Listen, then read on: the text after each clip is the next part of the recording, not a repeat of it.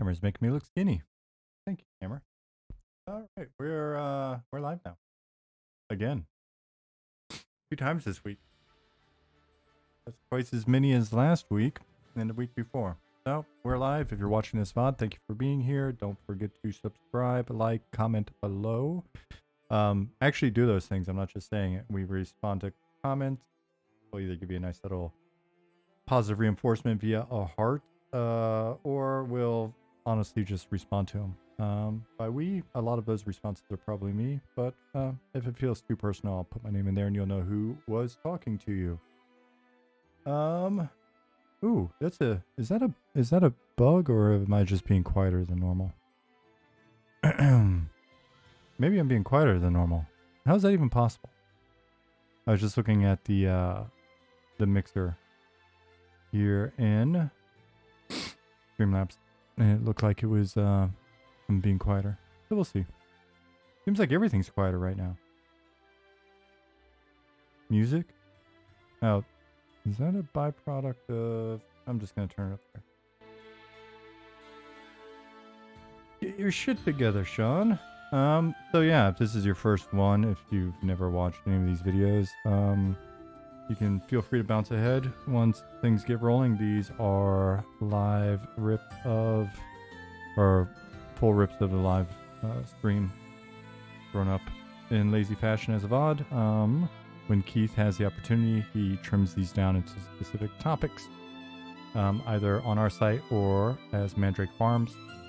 So you can keep an eye out for that as well. And we've got other people on the team streaming pretty regularly, and you should definitely check those out. They're really good. So that's enough of the public service announcement. Let me hop in the game. There's a couple things I want to look at, and then from there we'll either be doing more playtesting or maybe tinkering with a couple things in the database while we chat. And yeah. Ooh, I need to start on my coffee before it gets cold.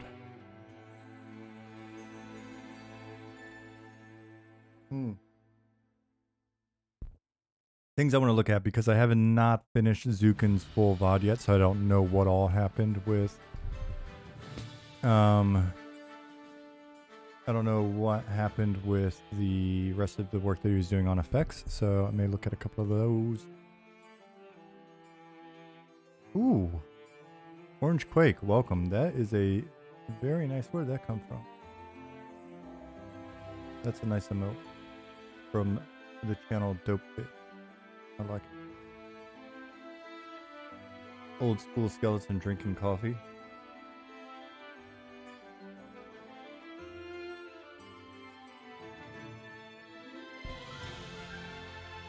Oh, nice and still warm. Okay, we're gonna have to just focus on that, honestly. Focus on drinking coffee today, because I always let it get cold. Bad habit. Alright, so let's get in here. The only hesitation that I had here at the moment was looking... If I'm gonna hop on the Inquisitor really quick, since I'm gonna be sort of toying around, looking at some stuff and cheating. I don't want to taint my Necromancer. I need a bot that reminds me to drink the coffee. That is not a bad idea. How do I pronounce your name? Give me the phonetics. Is it Asigiac, or is it Asigiac, or Asigiac? Asigiac. I'm gonna say Asigiac. I usually default to whatever is kind of the most flowing, and then people can correct me. Julian73, thank you for 3 months.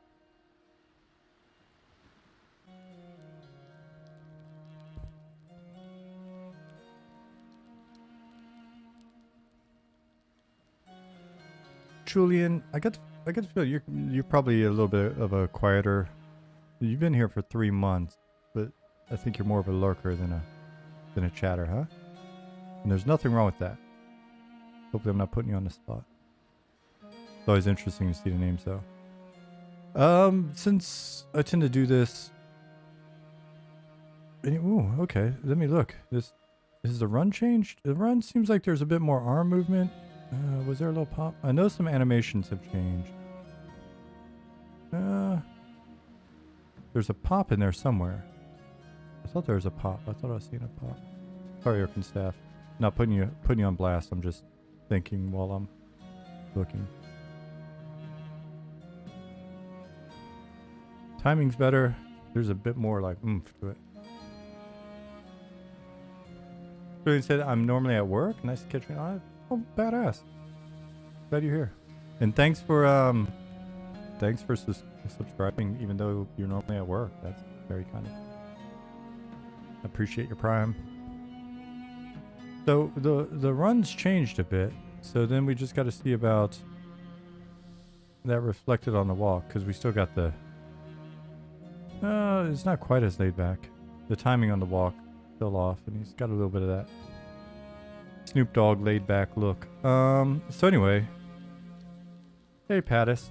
So those of you that weren't here on Tuesday, I'll probably show this a few times today. Apologies. But we got some fun new functionality going. The ability to basically interact with elements in the world that, despite being in the world, this torch holder and the torch are essentially, they're all managed in data. They're in our database, which is great as a designer. It's nice to have that. So essentially, it's a iteration on our door tech. Our door tech has now become something we call statics, and it allows us to do stuff like that. So that's pretty nice. Plus, it ate my torch, right? So got that out of the world. Let me summon myself a new torch, and let me actually do it the right way. Let me put my keyboard in the right language. Okay. Silly keyboard. Oh, it's daytime, so the doors just opened on their own. Did you see that? You heard it? The door to the city opens. So it fired off an emote, broadcasted an emote, and it opened itself, and now it's not interactable anymore. That is the exact same technology that's driving our ability to put torches and shit into torch holders in the dungeon. Look over here. Yeah. I don't know why I always have trouble with that. Technology. Hello. Hey, Sean. Hey, everybody. Hey, me tomorrow when I watch this while I work. Pattis, did I say hi or not? I thought I said hi to you. How you doing, Pattis? Does Simon/Baloo have something over here to look at? Let's go see.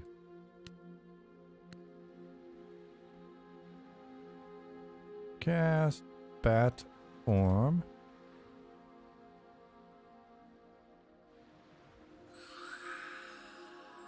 Oh, nice. Oh, nice. Let's cancel that for a second. Oop. Yeah, so I had asked Zukin, because we saw an interesting parameter within our effect. And that parameter mentioned physics in it. It looked like it implied collision with collision, I guess. And so I asked, I wondered how expensive it would be and whether or not we could get it on some of our effects, because we're going with the old school sort of simple sparkles and splotches and shit like that. Hey Remez.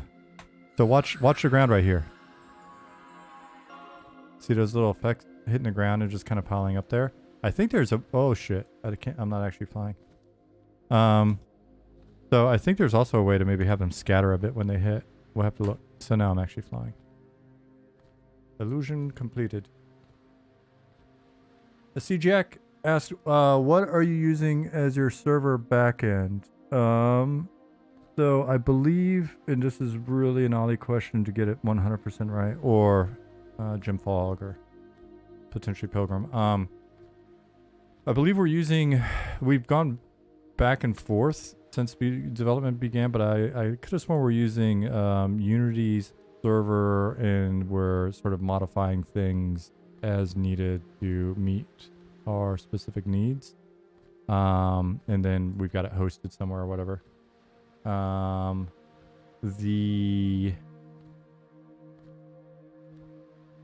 Which currently it's not hosted in the US. We may, before we start testing heavily and definitely before we go live, we'll probably be on the East Coast in the US for at least one bit of hosting. And then our networking layer was originally ML API and something sort of tweaking it. And then since then we've gone to basically our own custom solution built on LightNetLib. Oh, sorry. My eye got real dry. Today is blazed by. Man. Oh, buildings on the dock. Are they new? Let's go look.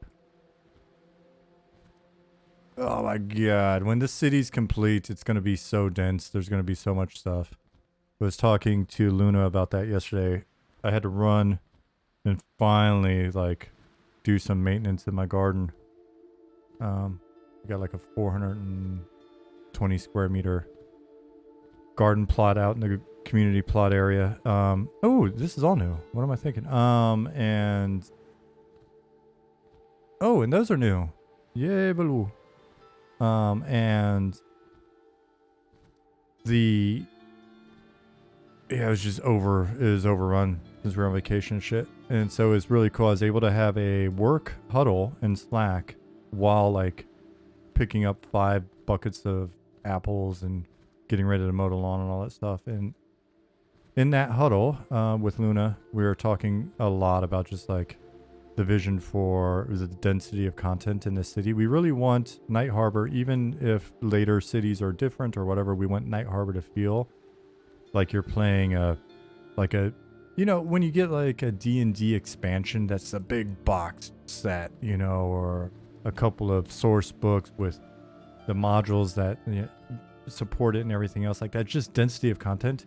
Would love for Night Harbor to really feel like that. So it's not just a starting city, it's a city.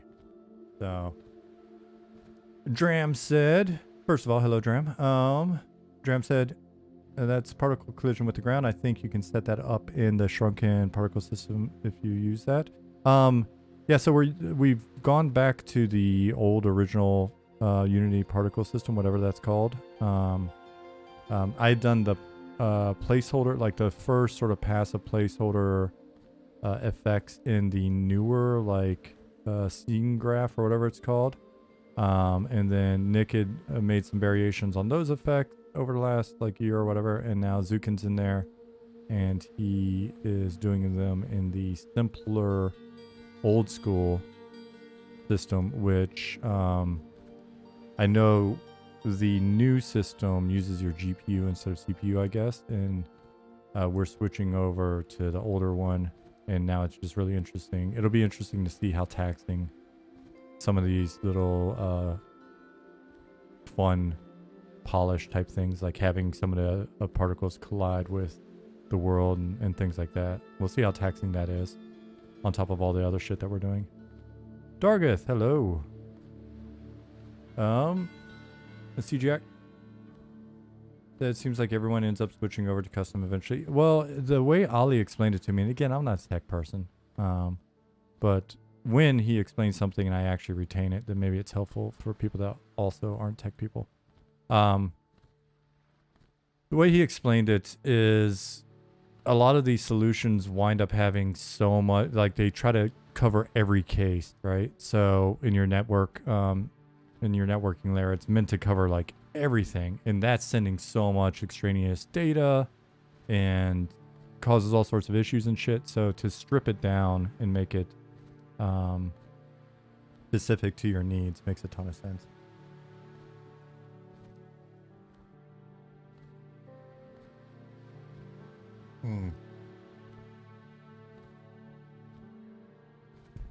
Maybe I need a USB little heating pad, little coffee heating pad and stuff.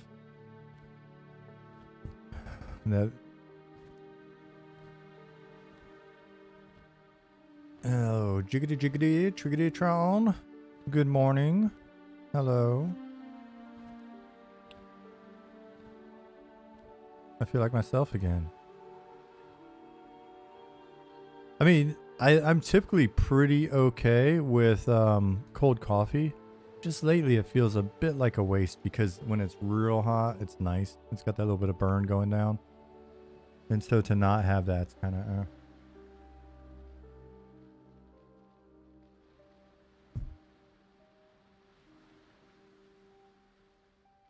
So, Harrison, it's exciting. It's exciting to see him get some stuff in. You have a wireless charger on your desktop. It makes it easy to charge up your phone. Something to keep your tea warm would be amazing. Yeah, I just picked up another, like, one of those. I think it's like an 8-slot USB charger splitter. In theory, it's USB 3, so I could plug it into a computer as well. But I've already got that solution here. And so I bought it for all of my random, like, you know, silly ass prepper shit that I need. You know, like our emergency hand cranked radio light thing also has a battery pack built into it. So you can keep that charged. Our walkie talkies, our high powered flashlights, things like that. Because you always want to keep those topped off. The fun thing is, living in Europe, prepping is no longer considered a weird concept. I've got this wonderful mainstream catalog that my wife brought home from work, where the lady that owns one of the owners of the clinic she works at brought it in for, and it's like the nicest, just sort of mainstream looking catalog, and it's just straight up. The first page is like a big ad for a book called Blackout. That's basically what to do when the power goes out, and the ad's like, because of the mismanagement of our, you know, energy situation in Germany, these things may be good to know, that kind of thing. Where am I? I am in Germany. I am in Bremen, Germany. The Deutschland.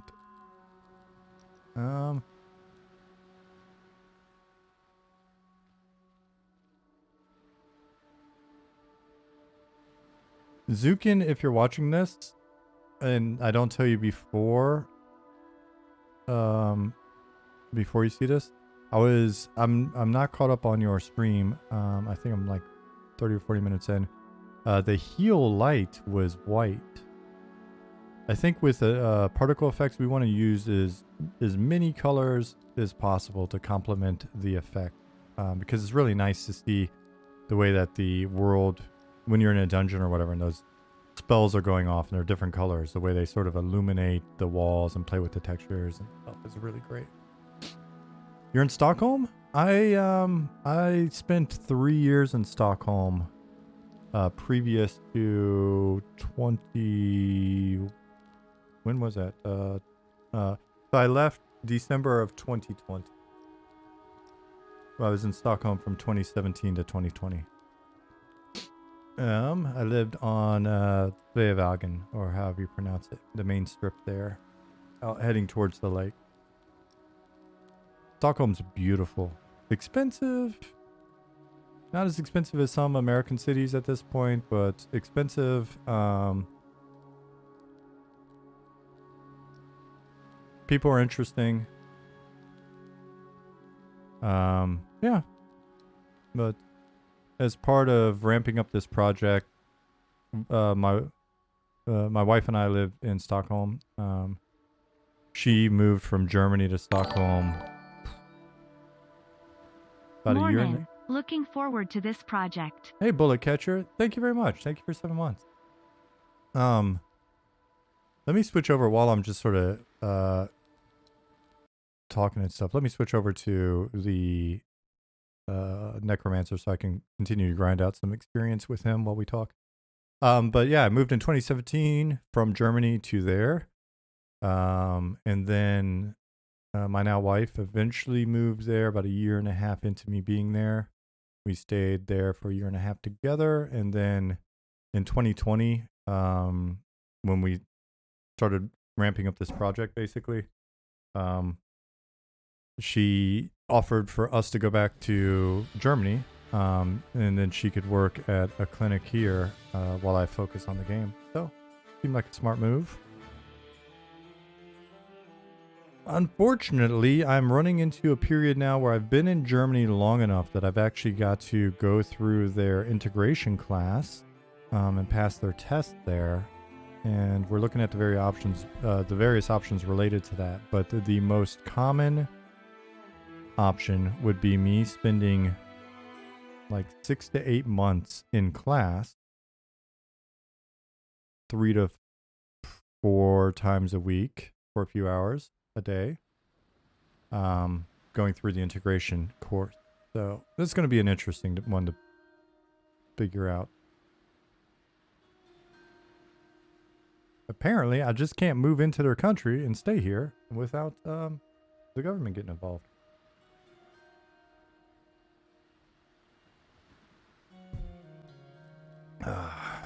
Imagine that. So I could have sworn I saw a check-in from Ollie that said something about cape deformation, but I guess it doesn't mean this cape. All right, so what do I got? I'm still saving up for like a really dope backpack. I've got every slot except for waist and feet filled now with some handy cloth armor.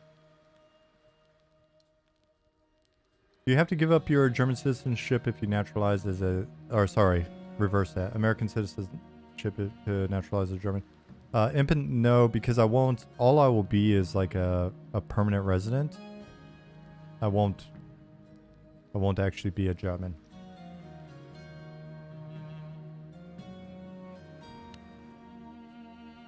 No matter how much I like the Hasselhoff, I will never really be a German.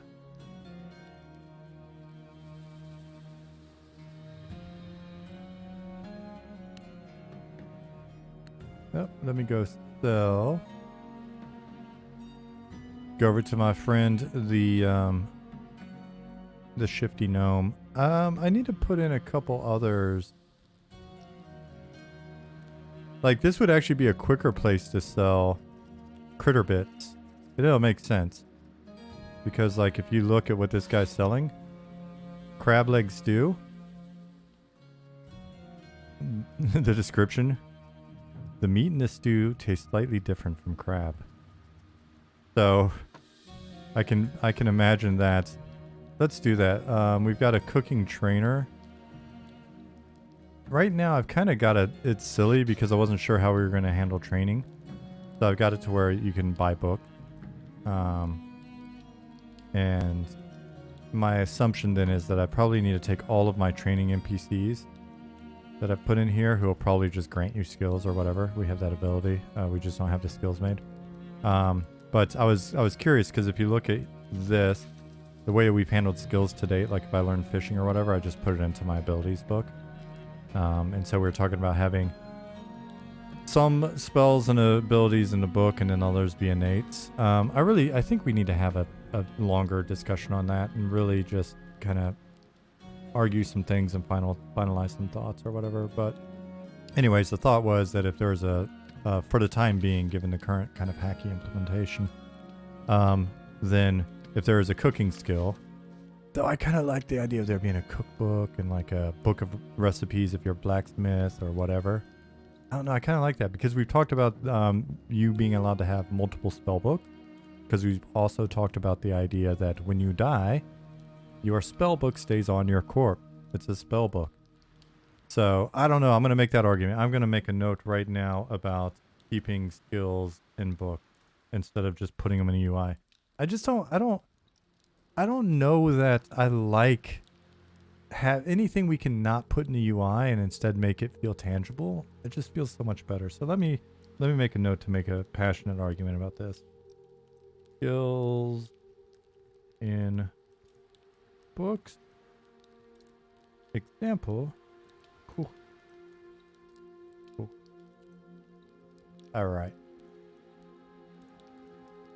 More headaches for the ones programming that? No, because we can do it right now, right? Basically, all we got to program is the ability for you to have multiple books And then maybe limit which ones you can put, like what things go in what books. No? Flag them. Flag them. Cool. Okay, so what I'll do is, I may, while we're sitting here today, rapping, catching up on life, I may go ahead and make it to where cooking trainer. Or I could just, we're going to need more than one anyways. So maybe I'll make another cooking dude that's here. They're all dudes at the moment. Sorry, everybody, but we have a small texture error with our dudette that is pretty profane, so we're not going to show that. Apparently, they just wear the base skin layer over their geo, which it's not. 14-year-old me would definitely find it fun and giggle in a Leisure Suit Larry kind of way, but streamer me, no.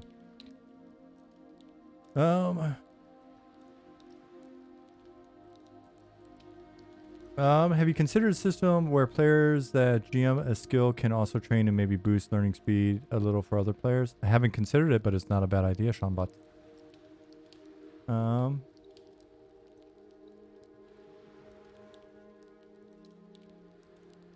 Making engineers' life harder is the way. It is the way, especially since our engineers love it. Ollie loves when you make his life harder.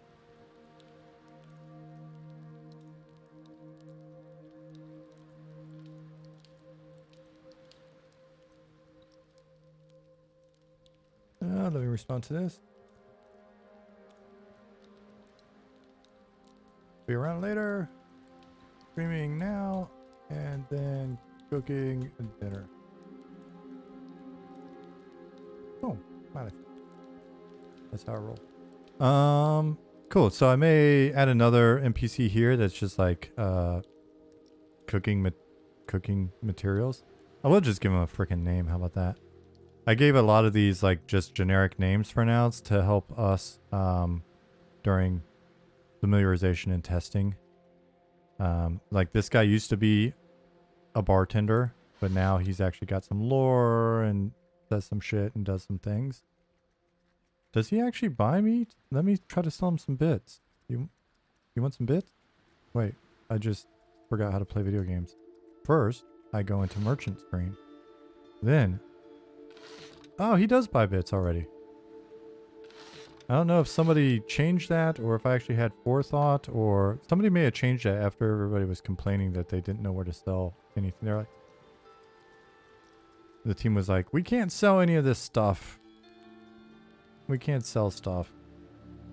You're ruining our game with your crazy ideas about having merchants only purchase things that they can use or sell. I was like, I disagree. There's plenty of merchants in here. If they're not buying your shit, you either found the wrong merchant or we need to consider maybe they should buy your shit. Well, do I even need you anymore, Shifty Gnome? The other dude will buy Bad Eyes. We need to make him greedy. So, I was going to make him greedy. Ali, if you're out there, I was going to make him greedy.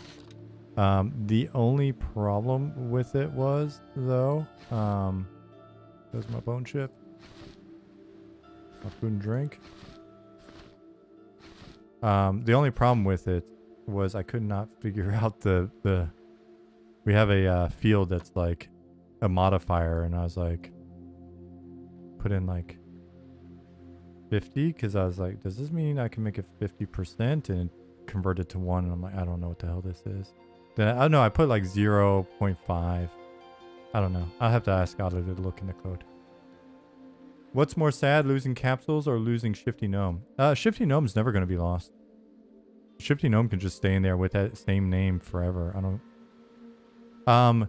There's a system that we want to get in. I thought Keith was working on it, where you would walk up and you'd see something like a Shifty Gnome. Or you would see... oh, nighttime. Door just closed. You would see a guard. Or a gate guard. Or a watchman. Or a city guard. Or whatever. And you would see these generic names. And then, like, if I hailed a guard and you know, potentially if I ask him his name, he might be like, my name's Guard Xavier. And then his name would change. Or he would say, I don't want to talk to you, but Guard Andreas over there is a chatterbox. And then when you look over, it will go from a guard to Guard Andreas. And so the same would be true of, I need you to go speak with, you know, Innkeeper Bob about blah, blah, blah. Then when you go in to this area, Innkeeper Bob is now Innkeeper Bob instead of an innkeeper. It slightly reinforces the fact that that is the NPC that you're looking for, while also breeding sort of like a natural RP way of communicating learning and familiarization with NPCs. And then over time, when you walk through the city, you'll start to see more like guards or NPCs whose name you know, which indicates that you've interacted with them or otherwise learned something about them in the past. So, a subtle change. I don't know if it's truly, if the bang's worth the buck. That sounds different when you say it that way. I don't know if the bang's worth the buck. In this case, in terms of all the flagging and the additional work or whatever, but we're wild and crazy guys. Why not try it? There's a lot of that RPG type shit that we've been talking about. We've got the tools in for now. We can refine the systems, and it's just going to get a little bit crazier. Luna, who just joined the team, she and I are going to be talking about a lot of that stuff, and then it sounds like she's got a real she's got a knack for it, based off just what is now clearly evident, some great tabletop experience and a love of RPGs, and she's also got a passion for it. So once she's familiar with the database, I can see a lot of this stuff starting to pile in.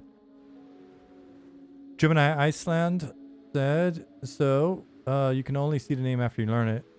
Is actually pretty cool. Helps you when you go to a new city for sure. Yeah, I don't know. It seems fun.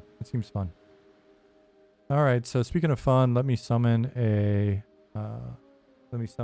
companion, a little minion, and I'm gonna shut up my talking and turn up the game sound for a little bit, so that you can hear it. It's a fun effect.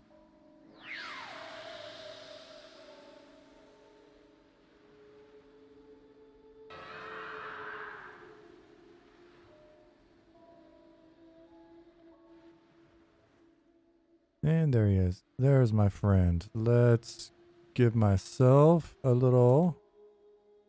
Oops. Give myself a little protection.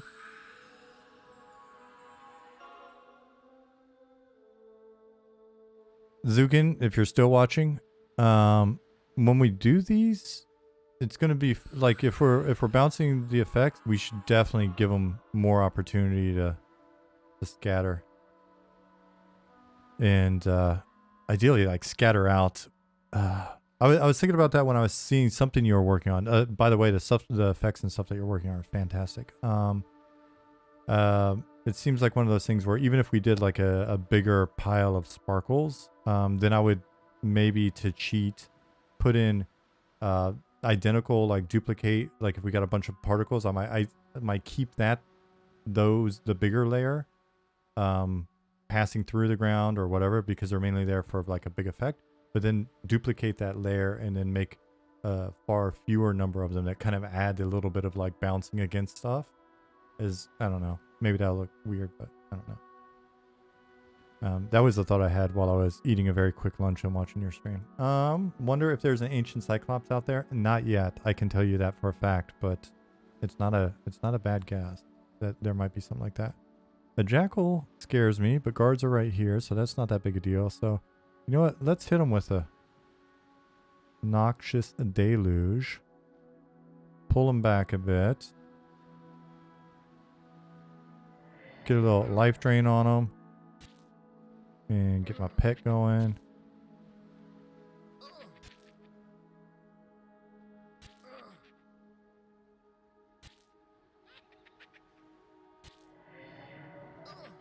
Oh, he just smacked the shit out of me. Sorry for the bad language, but man, that was painful.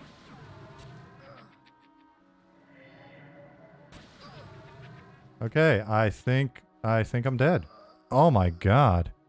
Well, good lesson. Good lesson learned there. It's only going to cost us a minute or two to remember our abilities. It's not that far of a walk. I could have done that better, I think.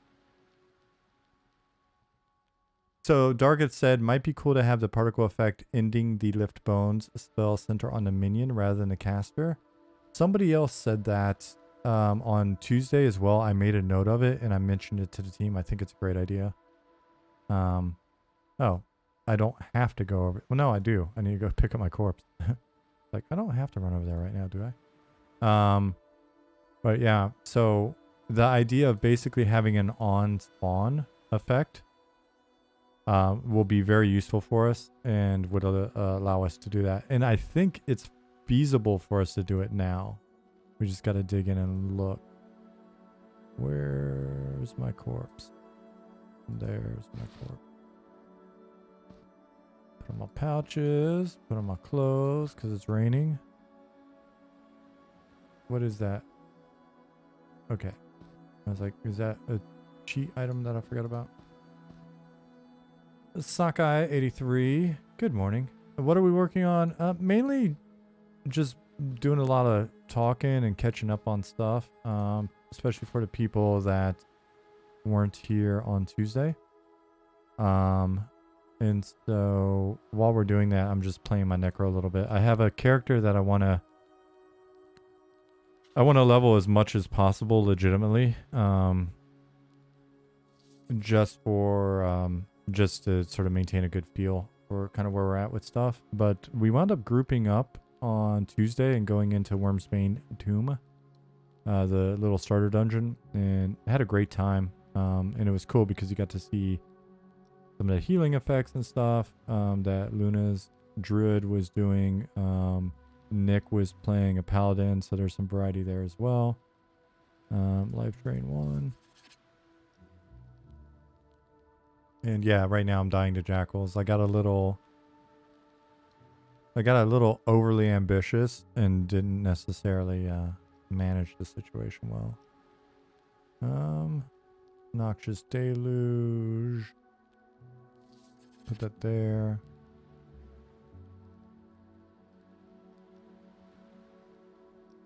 Draw strength probably wouldn't have been bad to hit the jackal with.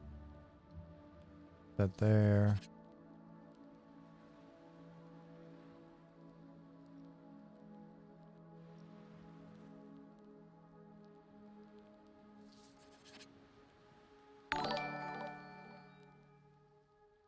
Good morning. Hey, Belfaster. Thank you for 12 months. How are you doing? How effective are the low-level debuffs like draw strength? To be honest with you, I don't truly know how effective they are. But the intent is for them to be effective. The intent is for low-level spells to provide enough of an effect that they're worth using at low levels, so that you're already starting to actually play the game at low levels and not just sitting on abilities that don't do shit while you stab things with your dagger.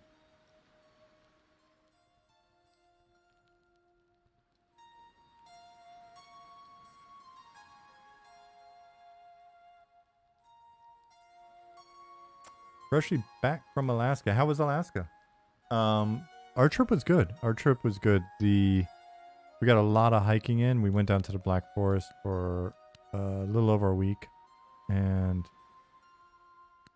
did a lot of hiking.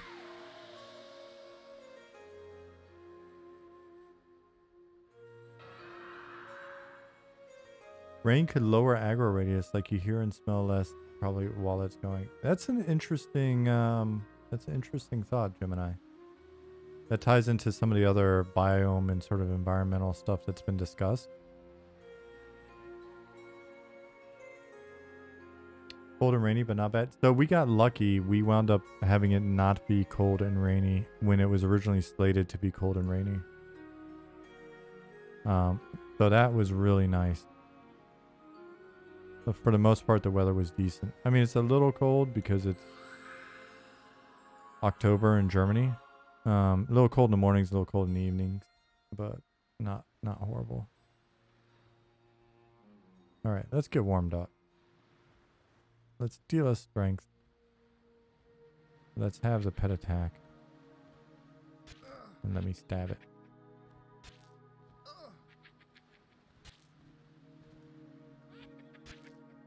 I'm gonna make a little note on that.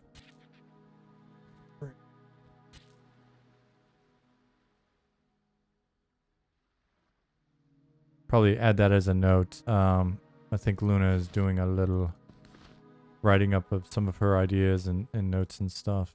So I've got the feeling there'll be a new section on our Confluence that will allow for me to add this comment. So pet attack.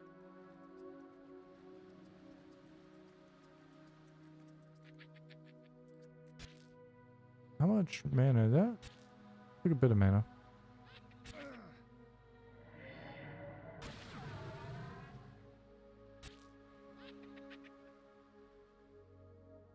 The lights are weird colors right now. Like that was a green light on that. That should have been a red light. I wonder if something randomized the light colors. The jackal pup.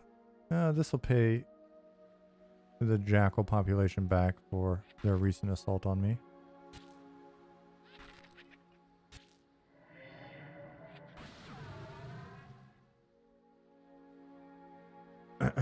Belfaster said they thought it was supposed to dump a bunch of snow when we were there. The mountain kind of gave warning signs it was coming, but ended up just being rain. Ugh. Hopefully you weren't there for the snow, though. That would be a bummer. I haven't been snowboarding in a while, and if I'm going to be stuck in a class soon, I may not be snowboarding. Maybe we can go hit the indoor snowboard park up for a weekend or something. That might not be a bad idea anyways, even though hopefully if we do, they've added more snow than the last time I was there. That was painful. Then we could hit the fun park and I can actually try some board slides and stuff. Hey, John.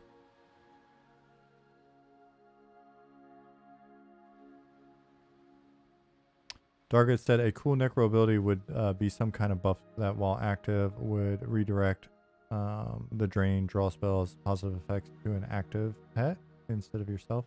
I agree. Make sure that does not get lost in discussion. Make sure Nick hears that one.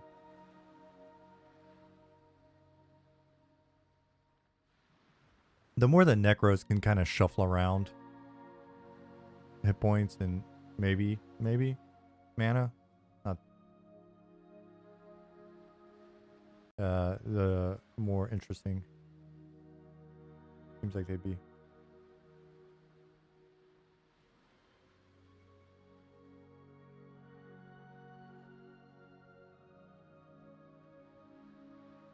Belfaster says, I think it's in between that sucks because you can't do fun snow activities, but you can't do fun non-snow activities either. There's some place with a ski lift and you just ride giant inflatables down a giant hill over and over, but they need a good snow and place to open up.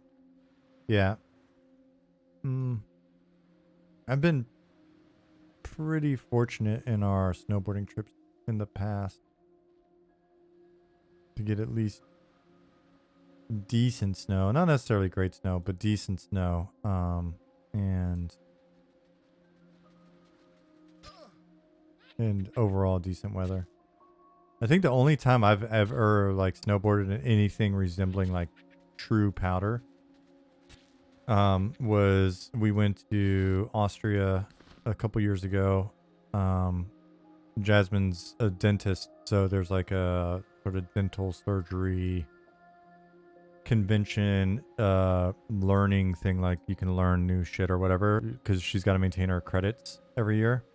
And so there was one in St. Anton, Austria, and basically she was able to like go to the things. I'm trying to think, when was it? Was it during the day or the evening? Yeah, it was during the evening. So you can go like snowboard and shit, and then you could go check into these things for a little bit in the evening for a few hours, and then I would just go drink beer and then meet up with her. And I thought that was wonderful. And one day it just started snowing while we are out there, like just visibility was going away, just tons of snow, and it was so fluffy and fun. It was the best feeling because it felt like you could try anything you wanted, because if you slammed, it just felt like nothing. I loved it. Did that skeleton just rocket to the moon? I don't know where he went. I think he might have popped under the world or something.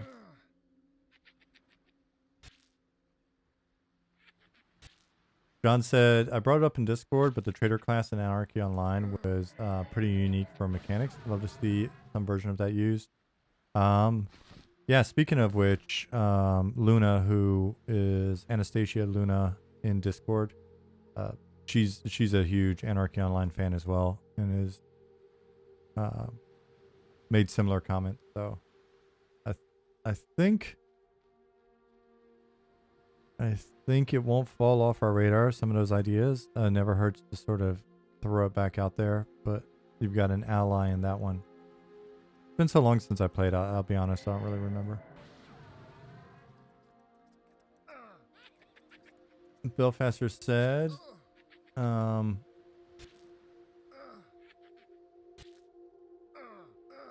oh shit, scout on me. Let me get up out of here. Level 4 is coming, and Fear is coming. So keep that in mind, NPCs. Belfast said, trip before this we went salmon fishing on the Kenai River, and it was one of the coolest things I've done in my life. Really? I mean, the idea of being out on the river and fishing sounds fantastic, but why was it so cool? Just saw it. Oh, my minion is here. Good job, buddy. Staying alive.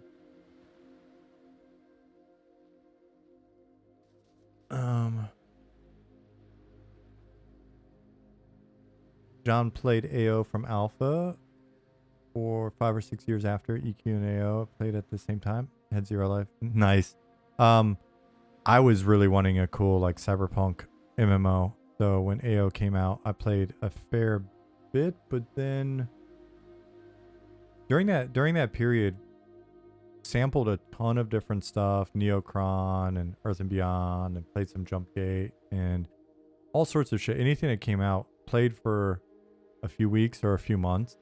But EverQuest occupied all of my time outside of work, and then inside of work, like that stuff was all happening when I was first getting on the EQ team, and then first like when we were working on planes and all that shit, and it was just like, oh my god, there's so much work, and then just trying to keep up with the game. And it's been like that for periods. Usually I've got so much work to do that like people will ask, oh, did you play such and such? Or, and I'll be like, a lot of times I've just got to give the cop out answer of, especially more recently, I'm like, I've watched people play it. I've watched videos. Don't you like games? I do like games, but I also like making sure that all my work is done at work, and really am not in a rush to get a divorced again. So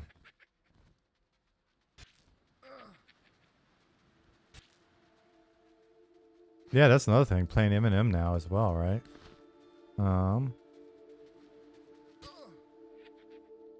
What are these guys con? They're still blue, but that's good.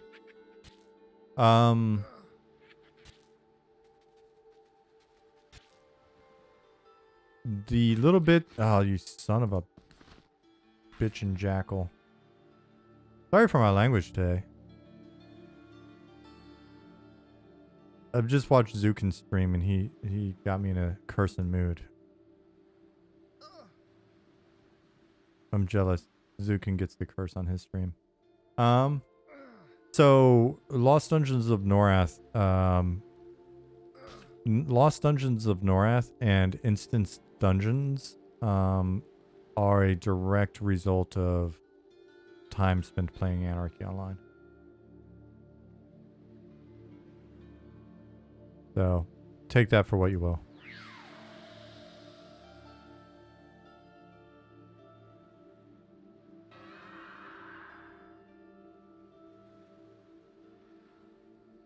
Belfaster said, you always hear parables in songs and literature about the whole salmon swimming upstream thing. But until you see it, it's kind of hard to appreciate the logistics of that. Super exciting to catch one, and the salmon is super delicious. Just the drive through the mountains from Anchorage to Kanaya is full of incredible stuff. I can imagine all of that stuff.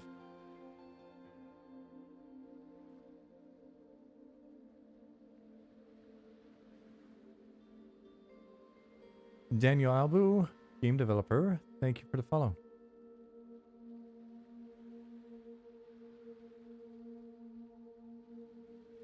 Gemini said, I remember when Eldon was released on my server, the opinion was very split if it would be good or bad for the game.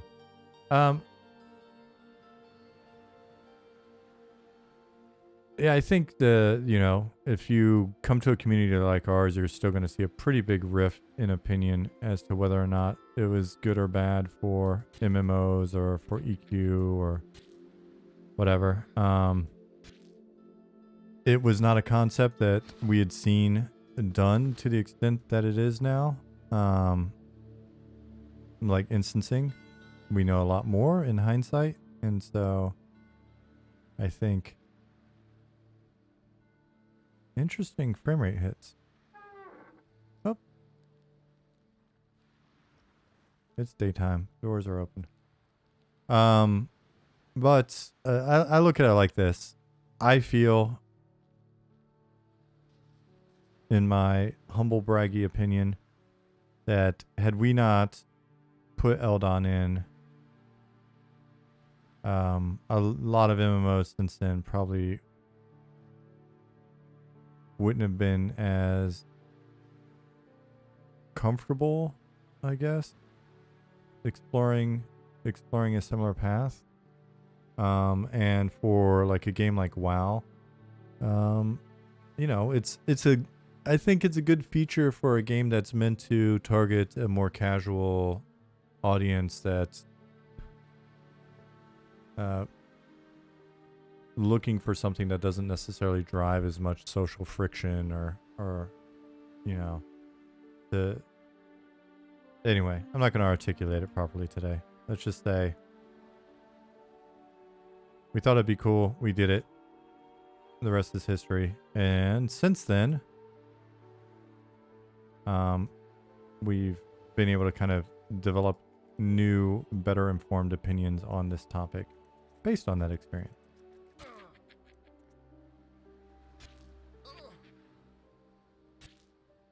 So if anybody out there is somebody that frequents forums, please be sure to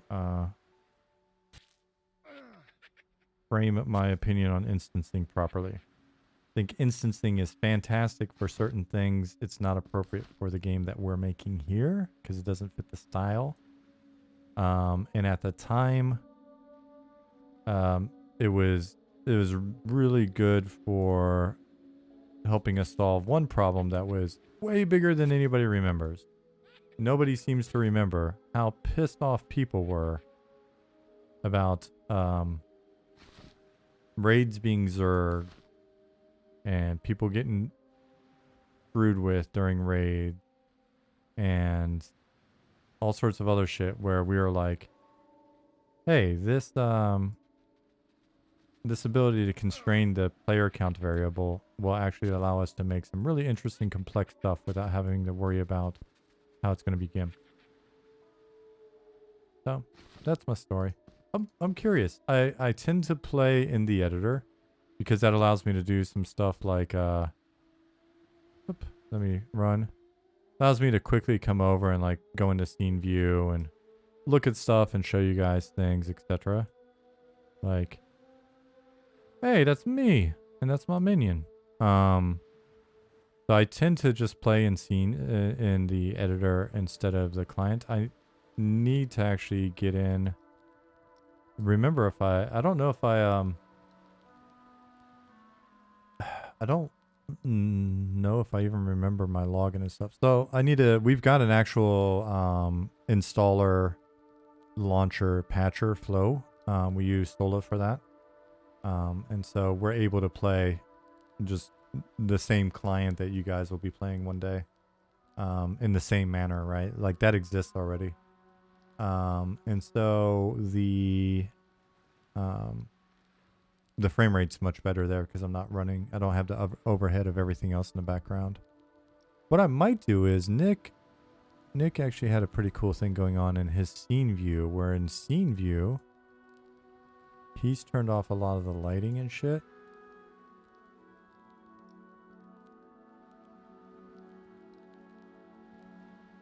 Does that help my frame rate? That actually seems like it made my frame rate worse. Maybe I didn't do it right. Go back in here. Oops. That was the wrong one. Here.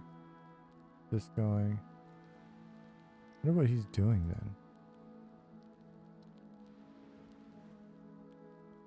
then. I'm gonna pop out and back in and see if I can fix this.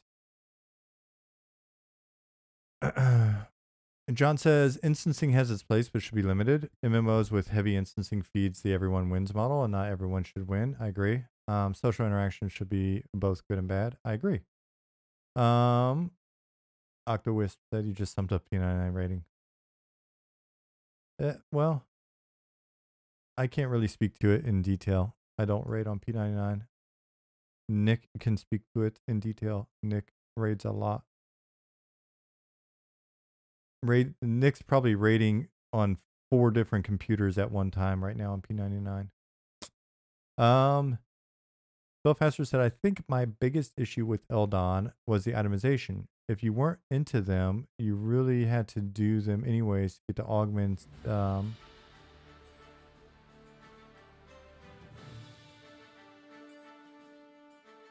Get the augments you could only get from the Eldon points or whatever they are called.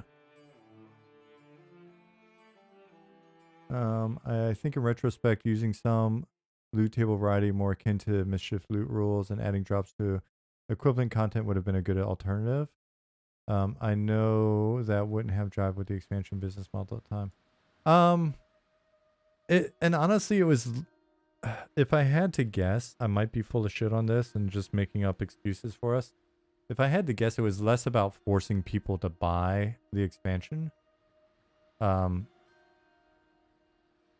Because in theory, we probably saw value in the expansion even outside of like the augment bullet point.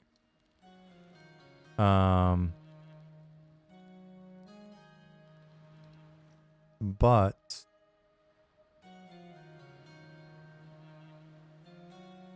I think because of like where a lot of us were in our career as well, like that was very it was very early in sort of our experience.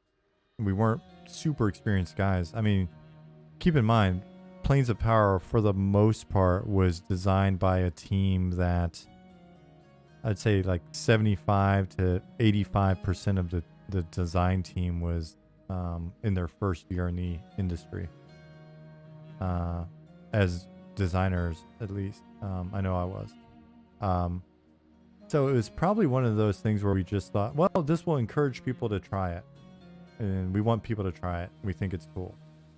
You know what I mean? Like, it's just that kind of like thought of, if we put this cool stuff in there, then that'll encourage people, even if they're raiding other stuff or doing other stuff, to come try some of these raids. Right? It wasn't necessarily, or to try some of these group instances. It wasn't like, oh, if we do this, then they'll be guaranteed to buy the expansion, and then we'll hit our sales numbers, and we'll all get bonuses, right? Like it wasn't. And like selling expansions was such a drop in the bucket for us in terms of like money. It was something expansions for us were more about like reactivating people's interest in the game or making the game better than it ever was like generating cash. Because it's rare that we had like 100% sell through on expansions. I'm kind of bad at math, so like if I do calc, so let's check some of this. We sold expansions to keep our partners happy, right? So like if we sold a lot of expansions, then Best Buy, who we were still reliant on, or whatever game store was happy, they got a cut. It costs money to make the box. It costs money to burn the disc, blah blah blah. Like our percentage off a box was pretty low. And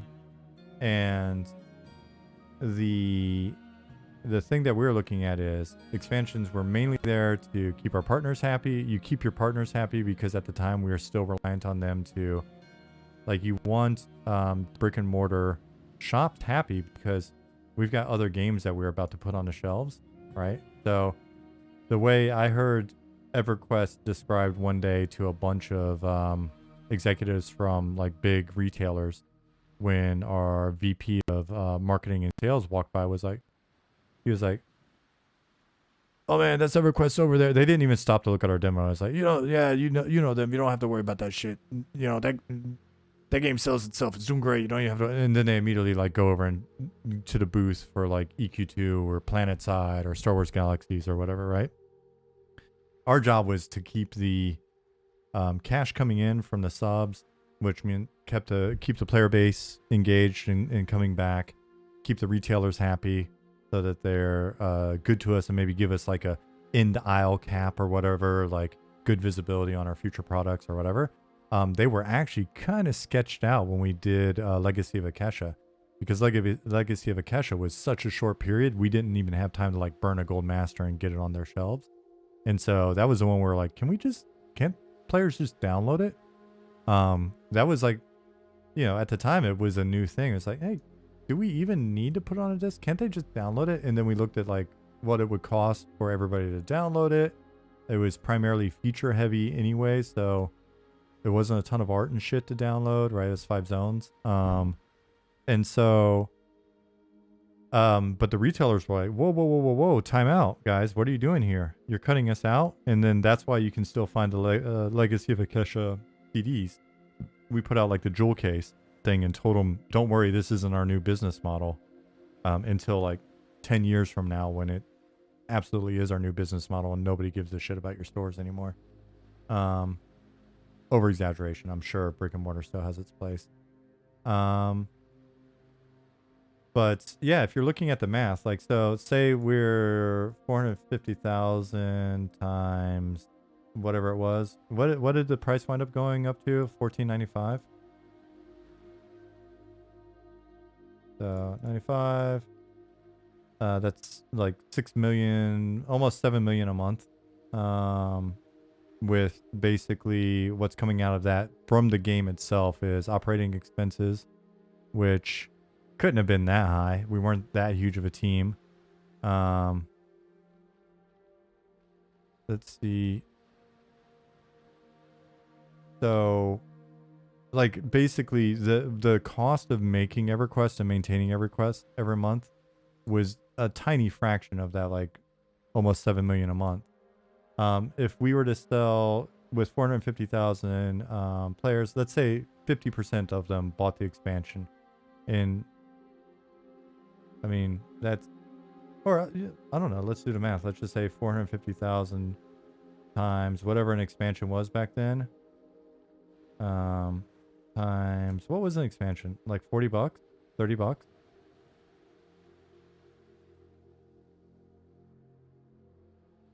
But so say we sold a $40 expansion, which I can't remember if that's what it was.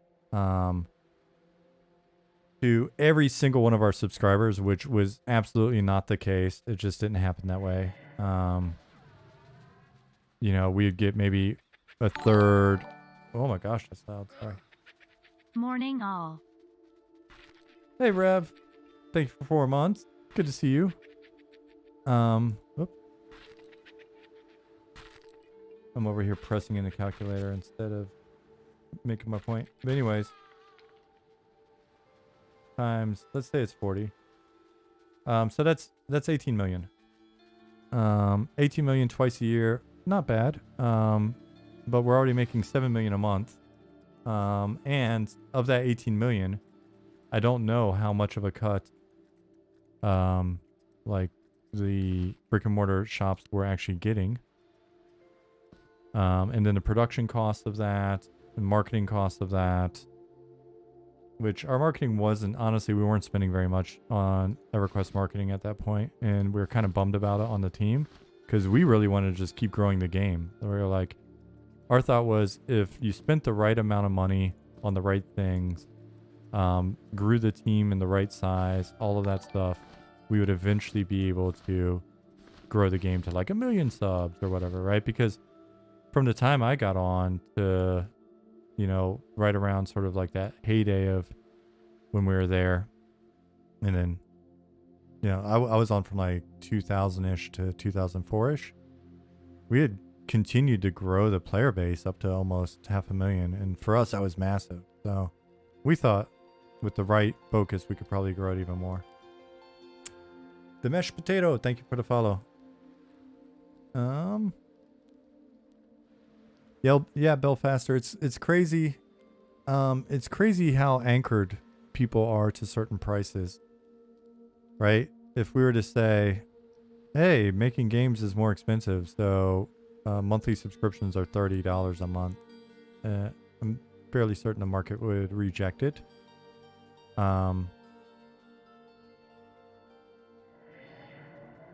But the idea that it's not more expensive to make one of these things after, and when I say these things, I'm meaning like the crazy AAA MMOs. I think again we're here to prove that you can make a decent old school MMO on a smaller budget. And I know operating expenses are a lot lower and can be maintained relatively low, you know, based on decisions that we make with regards to tooling and team size and content scale and sort of the rhythm that we use in terms of content delivery and stuff. So Bill Faster said, don't know if EQ is exactly $15 now. I think it kind of is in there. But the thing is, now everybody's adding in the microtrans, right? So everybody's, and I say everybody, but a lot of people are pissed off about cosmetics and purchase power and all of that stuff in these games. But if the subscription fee is not going to go up, then having a subscription fee plus chrono, plus cosmetics, plus when I came back and played on Aerodune, I probably spent $200 on bags and experience potions and random shit, right? So that helps boost that LTV, that lifetime value of me as a customer, if the subscription is still the same as it was 20 years ago.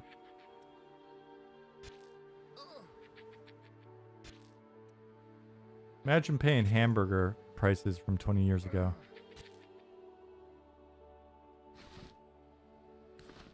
I wouldn't mind a Subway footlong from price from 20 years ago.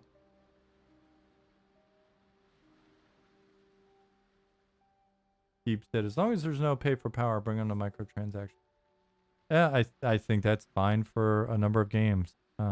We absolutely won't do it. As long as the hamburger isn't 20 years old. But what if it's a 20-year-old recipe and it's still delicious?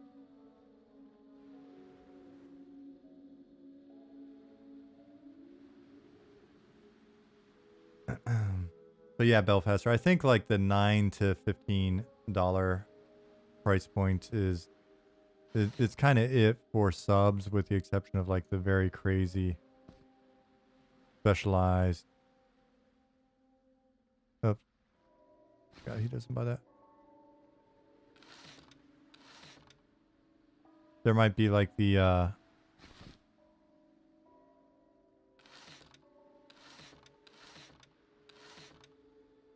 specialized like tantric yoga app with live consultations once a month that can get by with like a $40 or $50 subscription.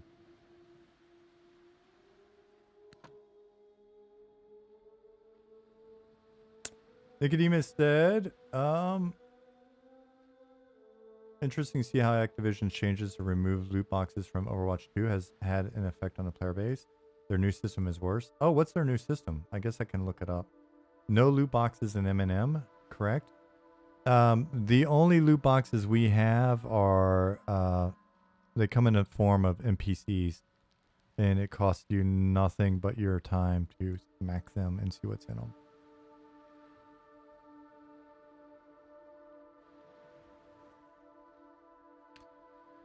PoE has a good business model, I think. All the microtrans are cosmetic, but they still sell support packs that give you cosmetics, points and spin, etc. It's my thought. I don't even want to say for like MMOs.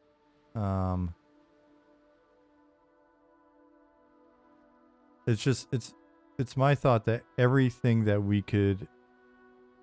a game, I don't want to even say we could, because I don't want people to think that we would ever do it.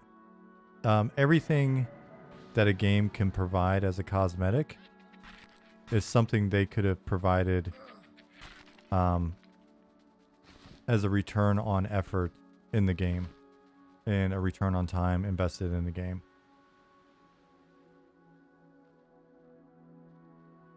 And I just don't, I can't personally picture a balance that would make sense and not rob the game of being special when it comes to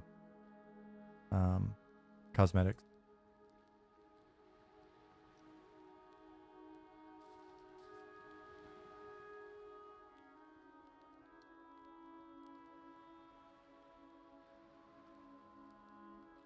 Maybe have special servers where there are no microtransactions, only sub. Keep the game world originally fair and unlinked from real life. I mean, other games could try that and see if they're popular or not. I think some games have, right? Some games offer subscription and microtrans, and I don't know if they separate out the servers. But we're just not going to have microtransactions. We may go with a price point that is a 2-stage price point on subscription. So if it's possible for us to do it, if people think it's a good idea, if the math makes sense, which I think the math will make sense, we may do something where we charge a little bit less for our subscription, but then give you the opportunity to tip us. And it'll be like, the game is, $10 a month, but you can pay us whatever you want that month on top of that, right? We're not going to go the full, like, pay us whatever you want, period, but yeah.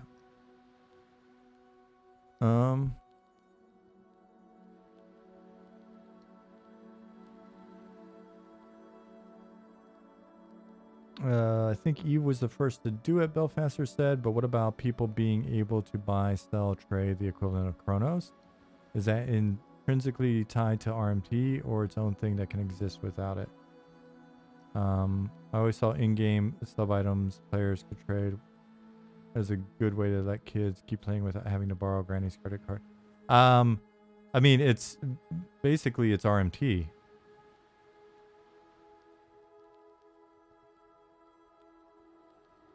It's just to what degree is it being used?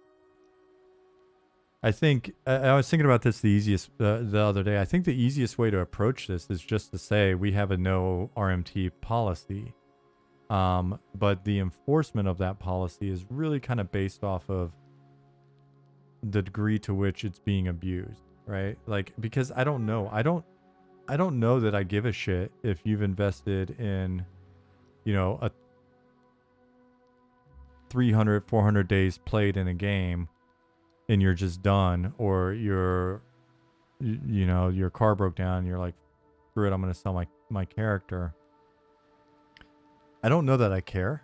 And I'm just speaking personally. I don't know that I care that you sold your character to somebody else, and good for you for getting the cash. But I understand that then that leads to weirdness on the server, and blah, blah, blah, blah, blah, all that shit. Again, the degree to which we care about that, I mean, odds are if we're creating the game in a way where server communities have a fairly good awareness of who's on the server and who's got what and who got that first breastplate from whatever,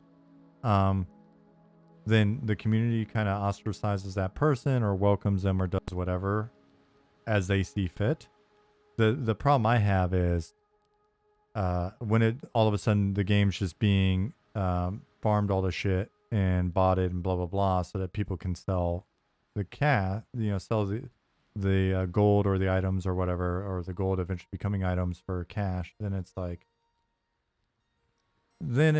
I think it's really good to have good telemetry in place and reporting that allows us to monitor those players and those IPs and those machines and blah blah blah, to treat that as basically that's problem behavior, that they know they're breaking terms of service and then just going to nuke them.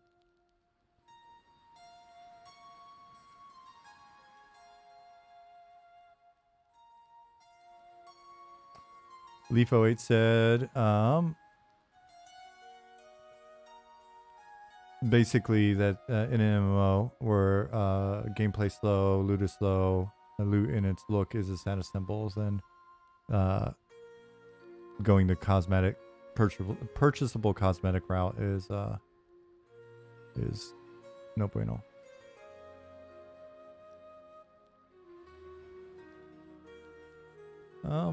I don't have an opinion one way or another. Belfaster said, just always saw an in-game sub item different as the company selling items, experience potions, and the like.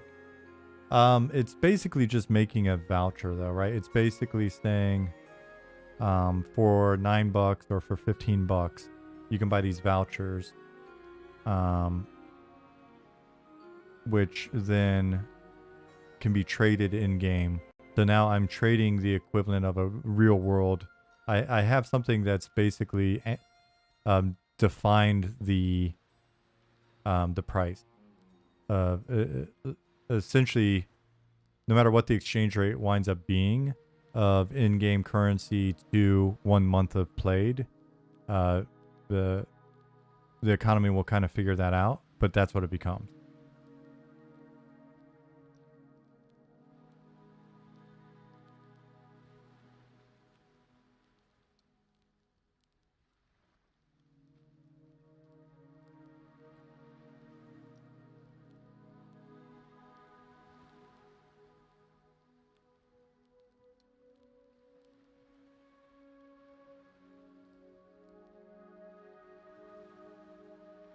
All right, so I'm gonna keep playing the jibber jabbing.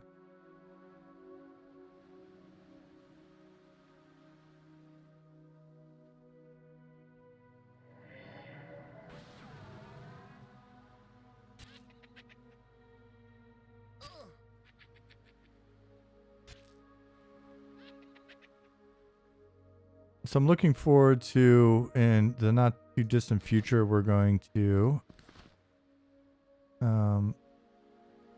put a little simulation on this cape, so we'll be able to see cloth in action. We were talking earlier today a fair bit about oh,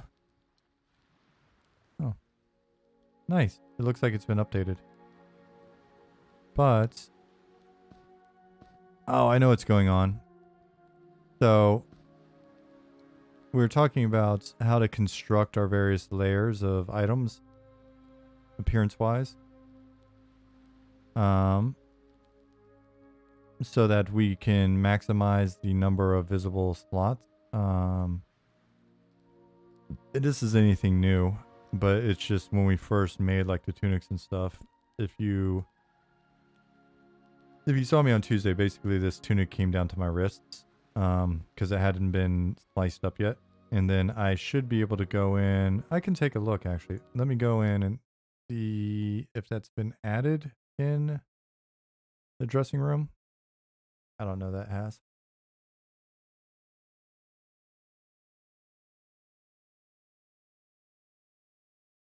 So this is a very early iteration of some tools that we'll be using. And oh, that's okay.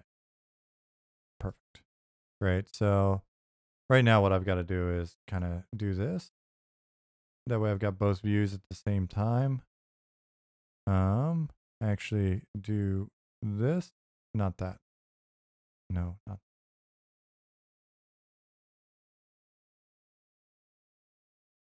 Oh my God. Game. There we go.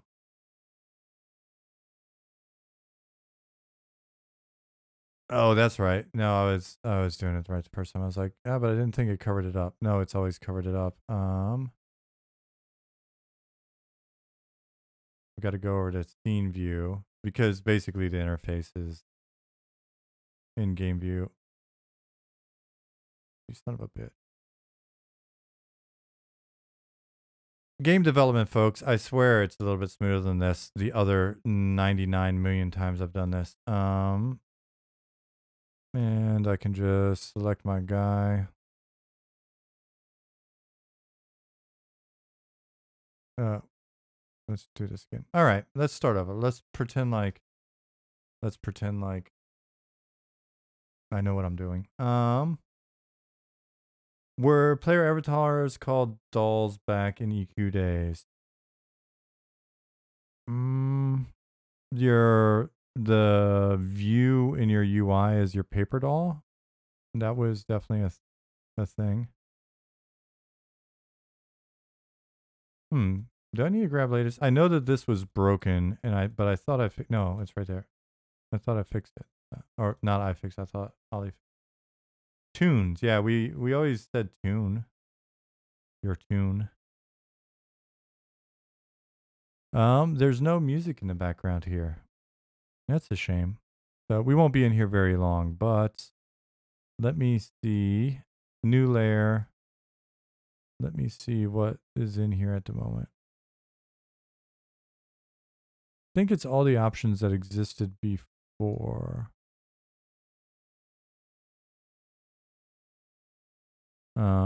So it may not help us.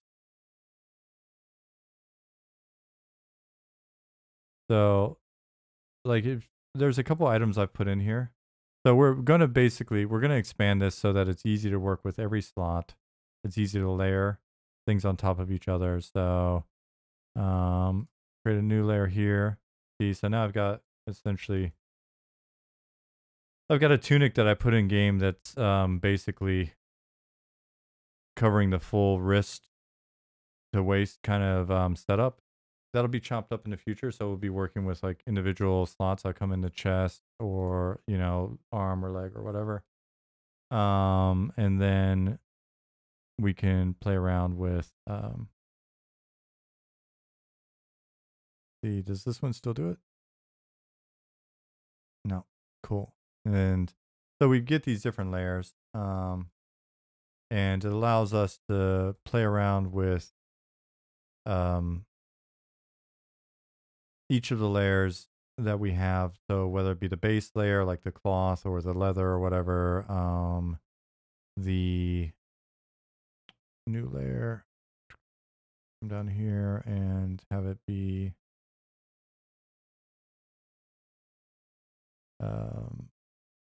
kind of like modifiers to what's going on. This doesn't look very good. I'm just turn around. Let me find.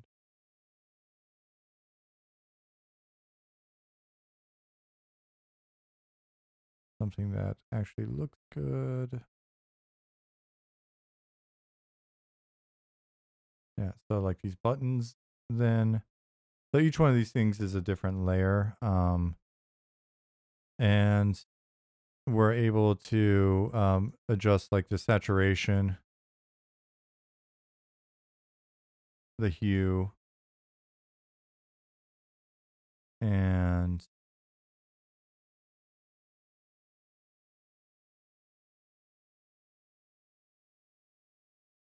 alpha, different masks, reorder it, things like that. So rather than have all of everything painted into one texture the way we started, each element within that texture will wind up just being done on layers, so that we then have the ability to make a lot more items where we can look at it and go, all right, well, these buttons can be used on all sorts of shit. So let's go ahead and play with it. So Whitechapel said, nice looking ivy etched armor. Well, for ivy etched, we'd probably want to come in and go to this first layer, which is the chainmail, and maybe also do like a bit of saturation, play with the hue. Maybe that's two Peter Pan. Darken it up. Right. So people developing EQ emulator have similar and cool tools, I think. I wouldn't be shocked. We met Ali through that environment. And he could probably speak in more details to like what their stuff at least looked like the last time he was checking stuff out. But yeah, our goal is to borrow ideas from every place that's got good ones. And then uh, Goblin's working on painting up some good textures and stuff for us to use. But yeah, so this level of customization and being able to get the most value out of art is something that didn't have in the past necessarily. And so what it does is it just makes this, like we've got this string here that we can put in a database, and bam, we've got a new item. So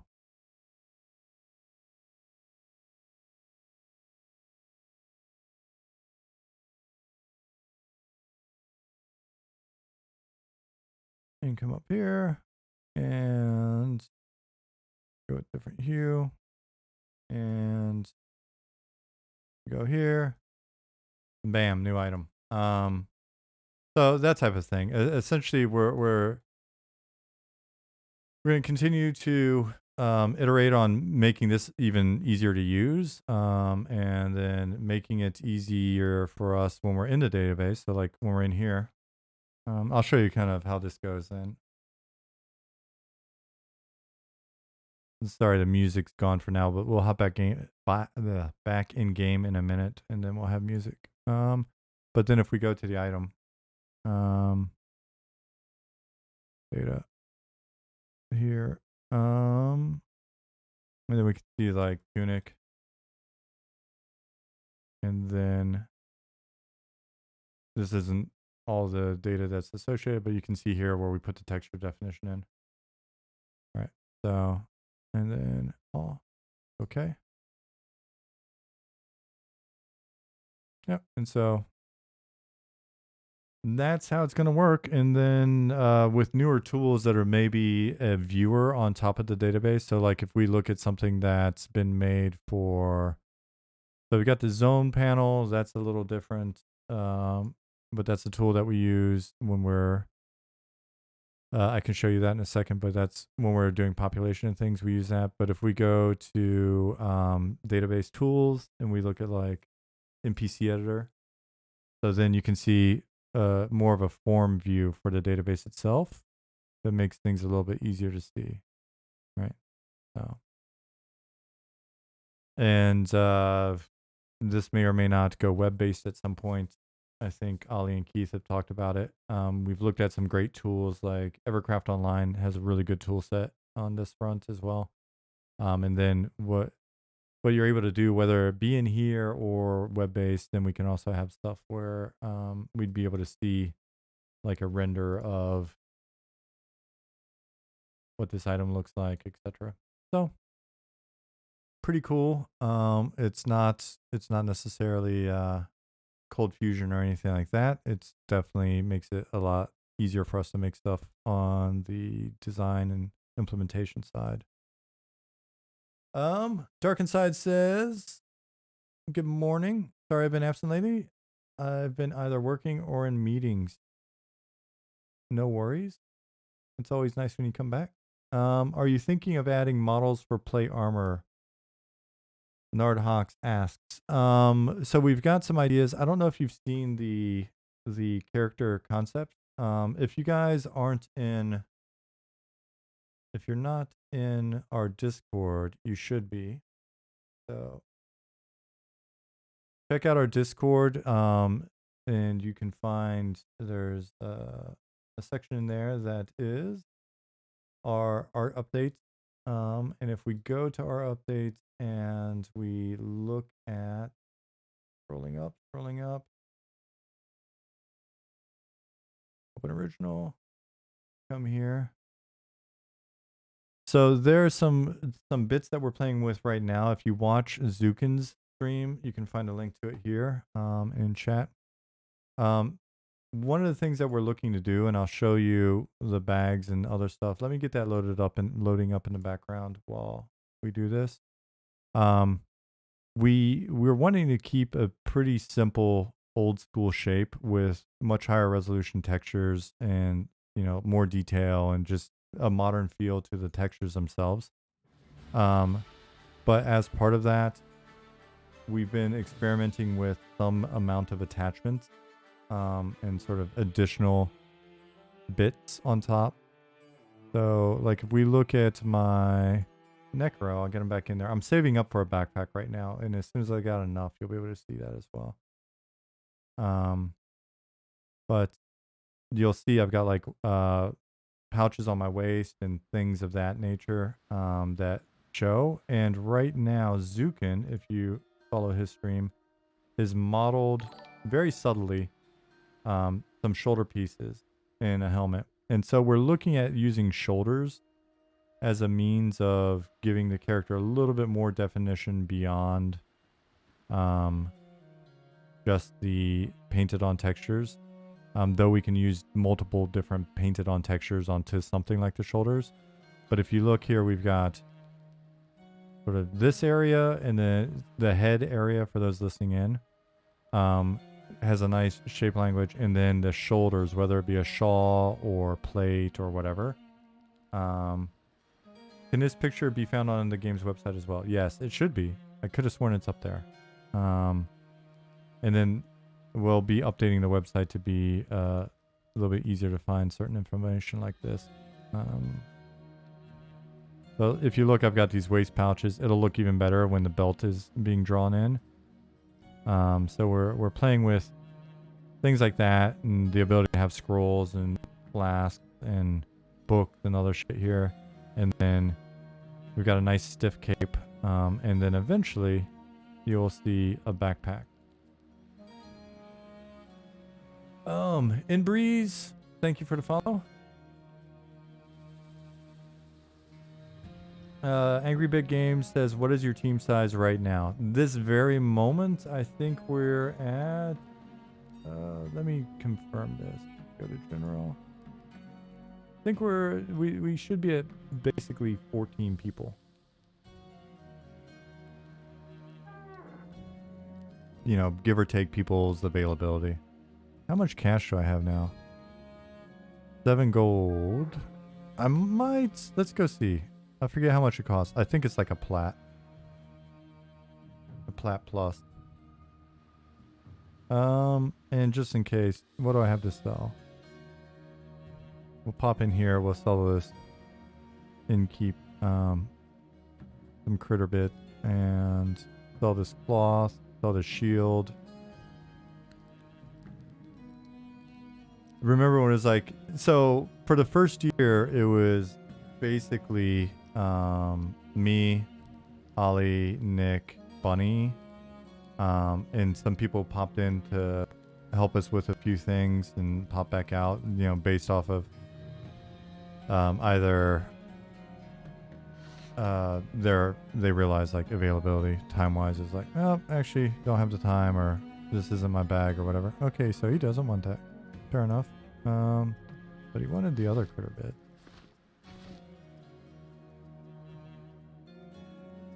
Meat. He likes meat. There we go. And I'll sell this other shit. And then Hamad hopped on board, and then we put out the call for additional help. If you haven't seen, we did a here, check it out. YouTube monsters and memory.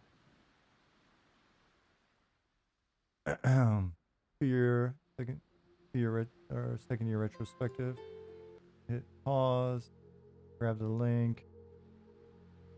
So here is a retrospective video that thumbs up our first year and our second year. So when we put out in September of 2021, we put out a call for an additional artist and additional programmer. We wound up picking up 2 additional programmers and 2 additional artists. And then after that, Goblin joined the team as well. And we've just kind of grown to 14 since then. Slowly and steadily.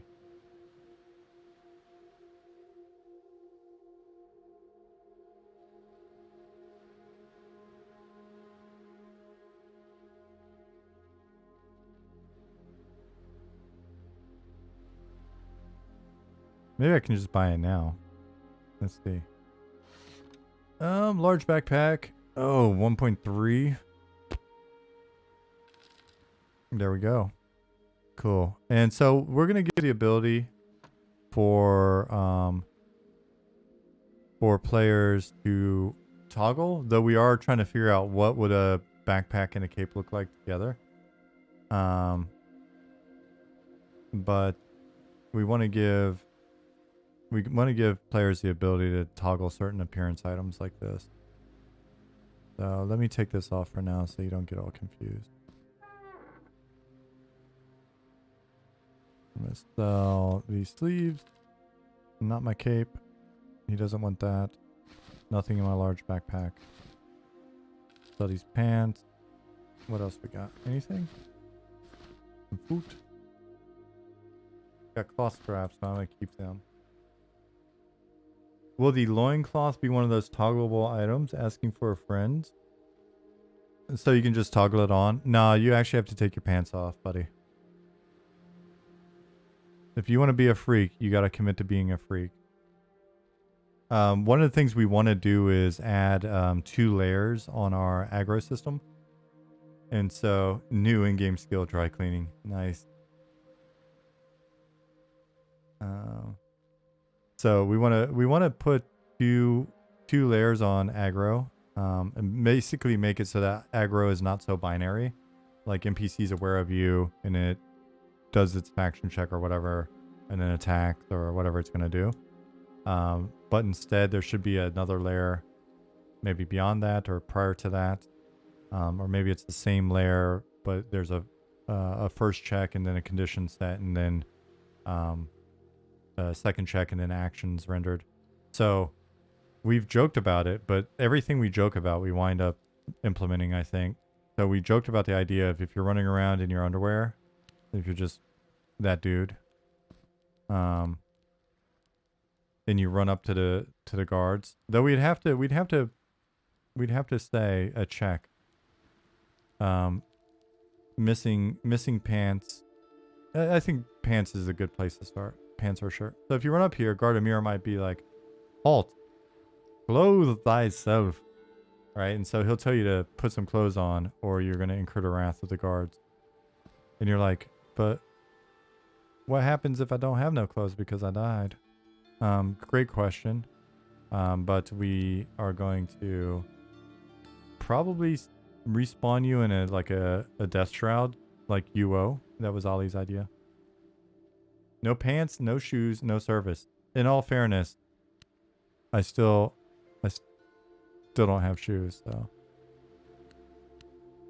I don't have shoes, I don't have a belt, and I'll leave my cape off for now just because it looks better And I don't care about the whatever 1 AC. Alright, so summon a pet.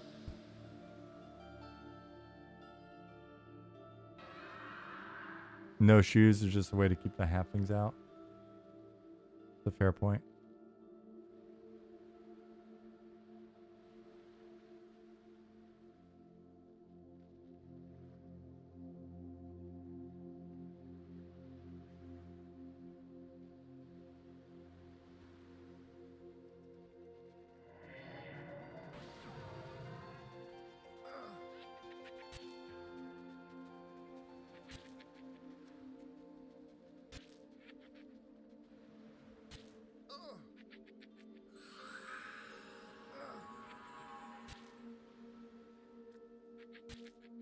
Got interrupted. I should have known better.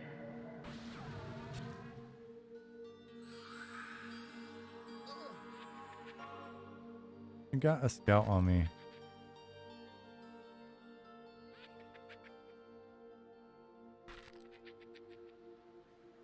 Bad time to fizzle. Draw strength. It's only blue.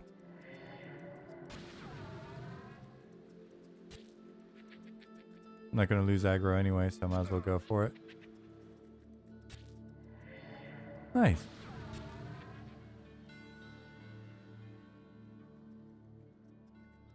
Oh, I forgot there's no death animation. I'm like, is it not going to keel over? And there we go. A belt.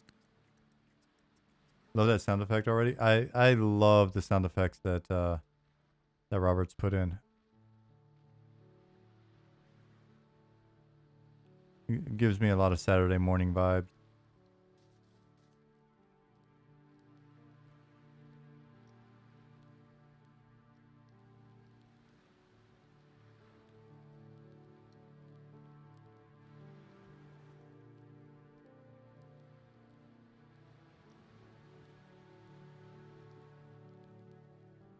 Dark Inside said, the game has come so far since I started watching you guys a year ago. A year or so ago when you were first starting doing terrain and Blender. Yeah, it's moved really quickly this last year. And there's a lot of like functionality and other stuff that, behind the scenes that I think a lot of it's getting to the point where we'll be able to show some of what's going on when we're playtesting or walk you through specific new locations or show you new NPCs or basically provide you with a glimpse of some of the details of what's going on. But it's already getting to the point where there's more than we can easily show, and it's really going to start to become a thing where you just kind of got to get in and explore on your own. So we're looking forward to getting to the point where we can actually get playtesters in and stuff. Let me look and see something. Why is there not a guy there? I thought I moved a guy there. And I'm assuming if I moved a guy there, no one moved the guy back. I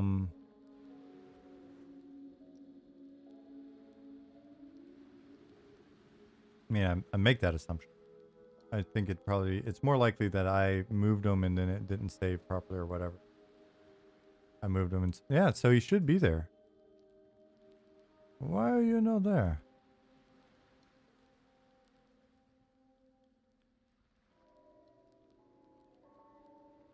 You exist. I've seen you before. You're a real person. Where did you go? Eh. Let me do something real quick. I'm going to pop in here. I'm going to repopulate the zone's data with a repop command. Go back into scene here. Okay, everything's repopped. For the time being, that cost me a pet, but whatever. Yeah. He's not there. Interesting. Oh, none of these guys are here. I wonder if there's no collision here yet or something.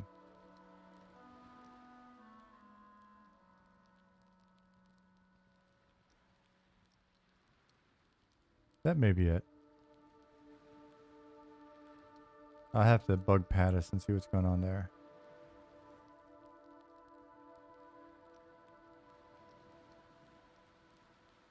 Let me look around. Stuff is rendering, right? In this view? Yeah, there's a guard.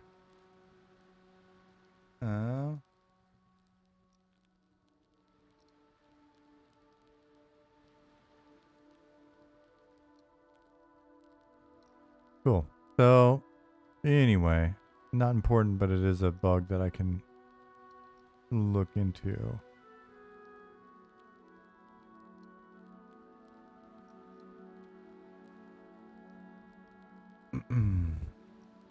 Speaking of which, there was an error popping up earlier, but I think it's resolved now that the docs are there. I know what it's probably going to be. Let's go ahead and fix this while we're at it. This is new geo. Is that our new environment person is added? And so the docs have moved. So.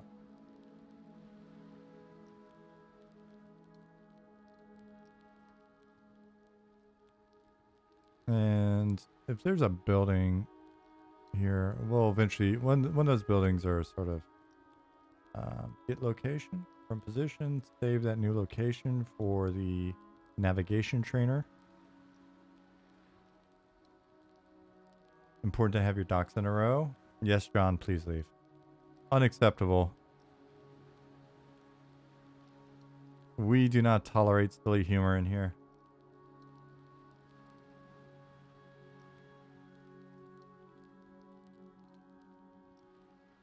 Dark Inside said the cobblestone texture is going to look so nice when it's in the dock. Yeah. And we'll wind up having more than we're using such a limited number of textures and stuff right now. Pretty wild how much we're able to pull off with very little. You know what? Now that things have moved, we're just gonna we're gonna put him over here. Will crowd control like Enchanter, Mez, and so on? Ending aura, yes, they already do. Our Enchanter has the capability of mezzing. Our Inquisitor, which is like a fighter, or using old terminology, a warrior meets Enchanter in terms of kind of skills. Our Inquisitor has a mez as well. That is something you can check out when we're doing playtests, or if you watch one of the old gameplay videos from a previous playtest. Nicodemus said, opinion, Necromancer's guild guards should be the animated corpses of Night Harbor's old guards who died in service, like an old retired army soldier is picked up. Do you think that in that case, though, almost serious question, do you think in that case it would have to be guards that maybe didn't have family or something? Because you think families would be very amped on that? Like, be like, let's not walk by the Necromancer's guild. Barry's still over there.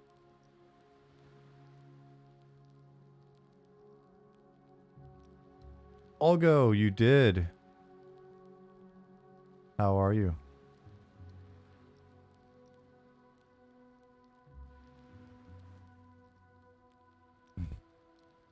Barry's still over there. Owe him $20. Oh, that could get weird.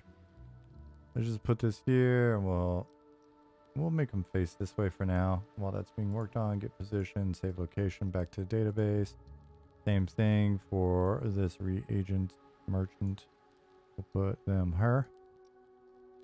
Maybe even here. Maybe it's safer to put them there. I don't know what's going on with our collision at the moment. And then we'll, from position, we'll save here. We'll go back into here and we'll slash repop and see if those changes saved.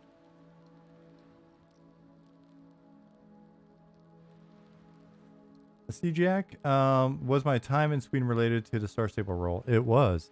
I worked at Star Stable Entertainment for a couple of years. Are necros just hospice caretakers that just won't quit? It would fit with our storyline. Our starting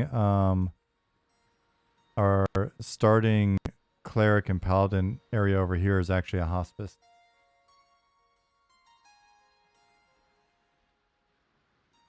CGX, you're at Star Stable? Awesome.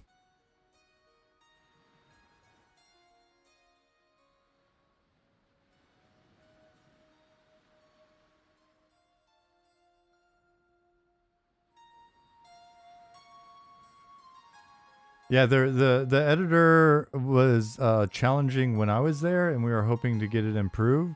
And it's been like over 2 years since I was there, and I would hope that some improvements had been made since then. But what can you do? All right, so these guys are here. I need to move these guys as well.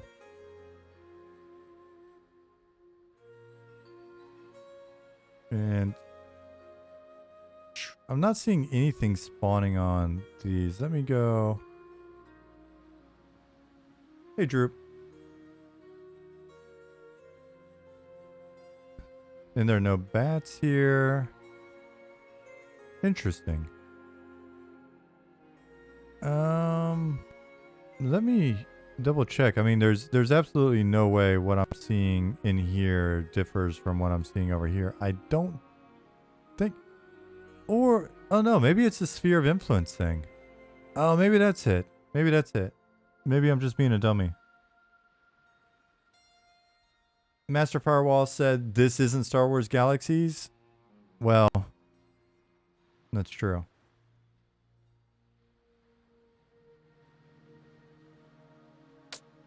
I think I may know the error is just me. Here, let me cheat really quick. Speed gem. Cool. I think it's just me being a dummy. I think what's happening is I'm looking for stuff in the scene to be spawned. And what's happening is because of our sphere of influence system, it's not spawning them because I don't need them. So let me run over here and see if these things wind up being here.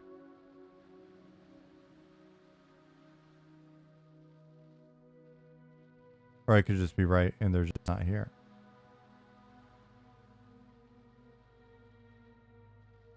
There you go. All right. That explains that. What's the spirit influence system? I'll go speed. Now I just sphere of influence system. So it's a spiritual system. Spiritual influence system.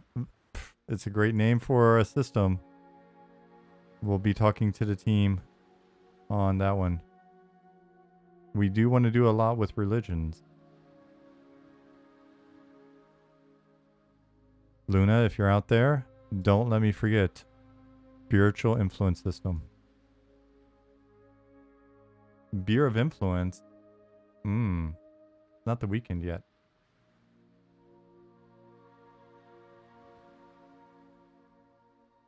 We good here. Slash repop.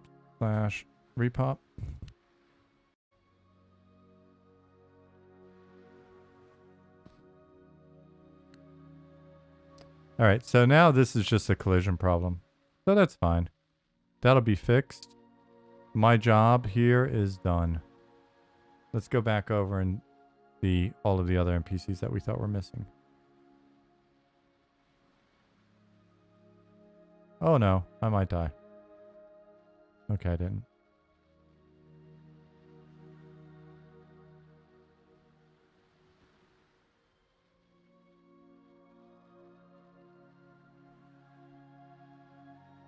Wind bombs, I'm sorry I missed you coming in. Hello. CJX says, I was lead designer for Project Curie, but now I'm just floating around since that got canned. Well, I'm sorry to hear that you're just floating around. Now I can definitely figure out who you are on LinkedIn. I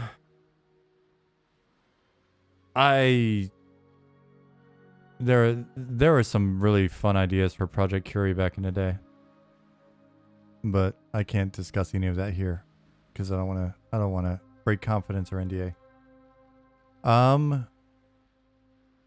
Say hi to whomever for me. I still think, well, the people that are at Star Stable still that I actually know, there's a lot of them I just don't know because they came after me. But the folks I worked with there were fantastic. Really, honestly, some of the nicest, coolest people I've worked with in the industry, and some really, really talented folks. But there are some like hardcore Star Stable folks that that are really just some of the raddest people I've met in the industry. Like the ladies in the like content marketing content stuff, really cool, like Melly, Emma, and others. The stuff they were doing, honestly, like Melly was doing videos. Melly and Matilda's videos before I got to the company were so badass. It was like, why isn't every company making news videos this good? They did weekly news videos for this game that I'd never heard of, that most people had never heard of. And they were weekly news videos on each weekly update that were funny as shit with all sorts of fun production values. And it was just like, my mind was blown when I was checking it out in like 2017. And just really cool. Some of the people that had been there forever, like Ulis. Ulis is one of the coolest people I've met in the industry. She's great. Yeah, I mean, I know what Project Curie, codename Curie, was going to be. I was extremely amped on the idea of eventually working on that. Had some really weird ideas for how to potentially incorporate that into yeah, I can't say anything beyond that. I would just say it was super cool seeing the early concepts and stuff for that. So I'm bummed that it's not happening, but I have no idea what the strategy is there now, or the goals, or how you guys are doing, or any of that stuff. Justin Beard said, "I remember you saying the lore for that game was really cool." Yeah, the Star Stable lore. And you know, I know over time they didn't want to. The team didn't necessarily want to use all of the lore that was written up or whatever, but it was the first company that I'd interviewed at where, as part of the interview process, they hand me like a hardbound, beautiful hardbound book full of like 30,000 years of game lore history and all these great illustrations and concepts and character development and all this stuff. And I was like, oh shit, you guys are doing something. Like, when we were making the DC Universe Online game, DC couldn't even give us a book like this. This is crazy. Instead, DC just gave us boxes and boxes of comic books, which I think is a fair trade.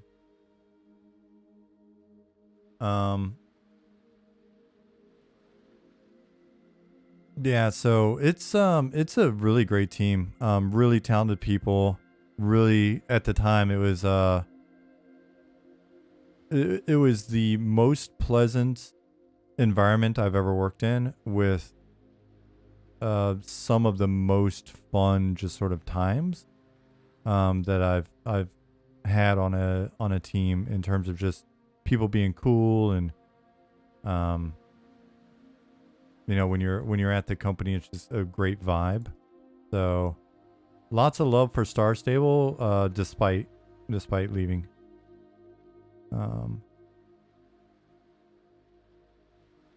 Yeah, and so the guys up here as well. Cool. All right. So it was just sphere of influence. I was just being a dummy.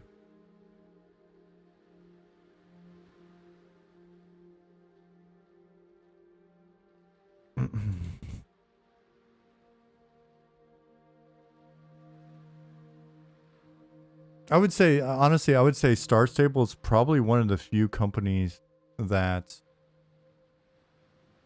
in the right in the right situation, trust me, they don't want me back. But in the right situation, if the leadership were to be like, "Hey, could you help us with whatever?"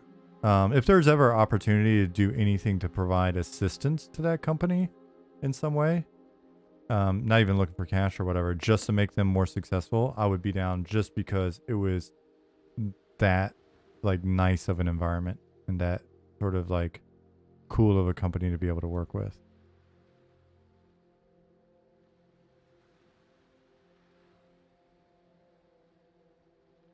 Carthage, I'm so glad you're able to see the progress as well. There's a lot of it. Things are just continuing to be fleshed out on the environment side here. So one of the things I was talking about earlier is I just posted something in Discord about this because who was it that made the comment?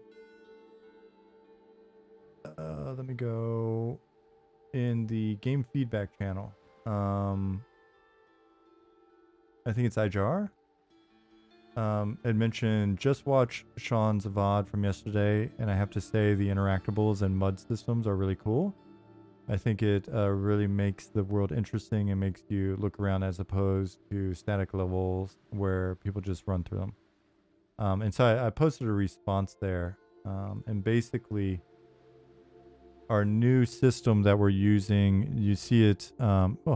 I've got to figure out what's killing my frame rate today. I restarted my machine and everything, so I think maybe there was a change. So the system that we have in place that I was mentioning earlier, and I'll show it off again for people that weren't here earlier in the stream and weren't here Tuesday.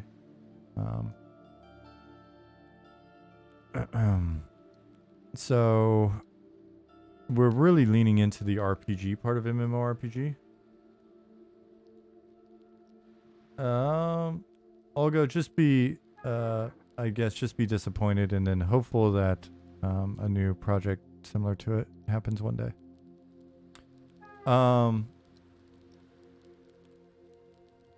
So we've got doors, and what Ollie did was make it so that the doors wound up being a generalized system. That allows us to put objects in the world via data, or put prefabs, Unity prefabs in the world via data, that then have the ability to communicate with each other, trigger different things like abilities or NPC spawning or all sorts of stuff, and can also read conditions from the world so that they know to change their state as well.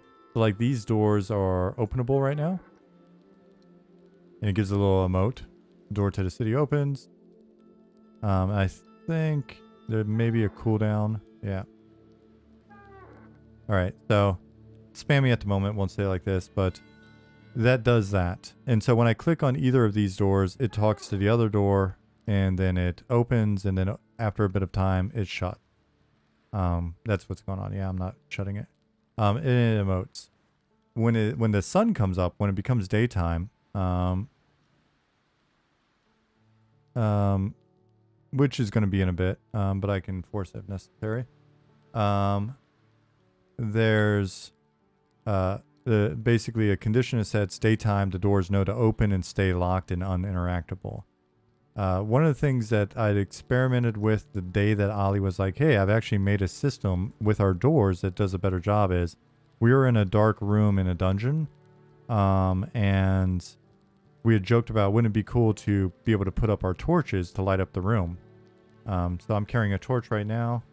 Oh no, actually I'm using a fire beetle eye. Now I'm carrying a torch. And so I went in that morning and basically hacked together a thing with our mud objects. Our mud objects are, we have the ability to look, or if we've got certain skills, perception skills, we may go into an area where it tells us, hey, you noticed this. And so when I click look, it'll tell me based on where I'm at, like certain information. Right now, for this specific area, it just says I'm I'm in Night Harbor. Nothing fantastic. If I were to put on the speed gem really quick and try not to aggro stuff, and we'll see. Like if I were to go over to this well,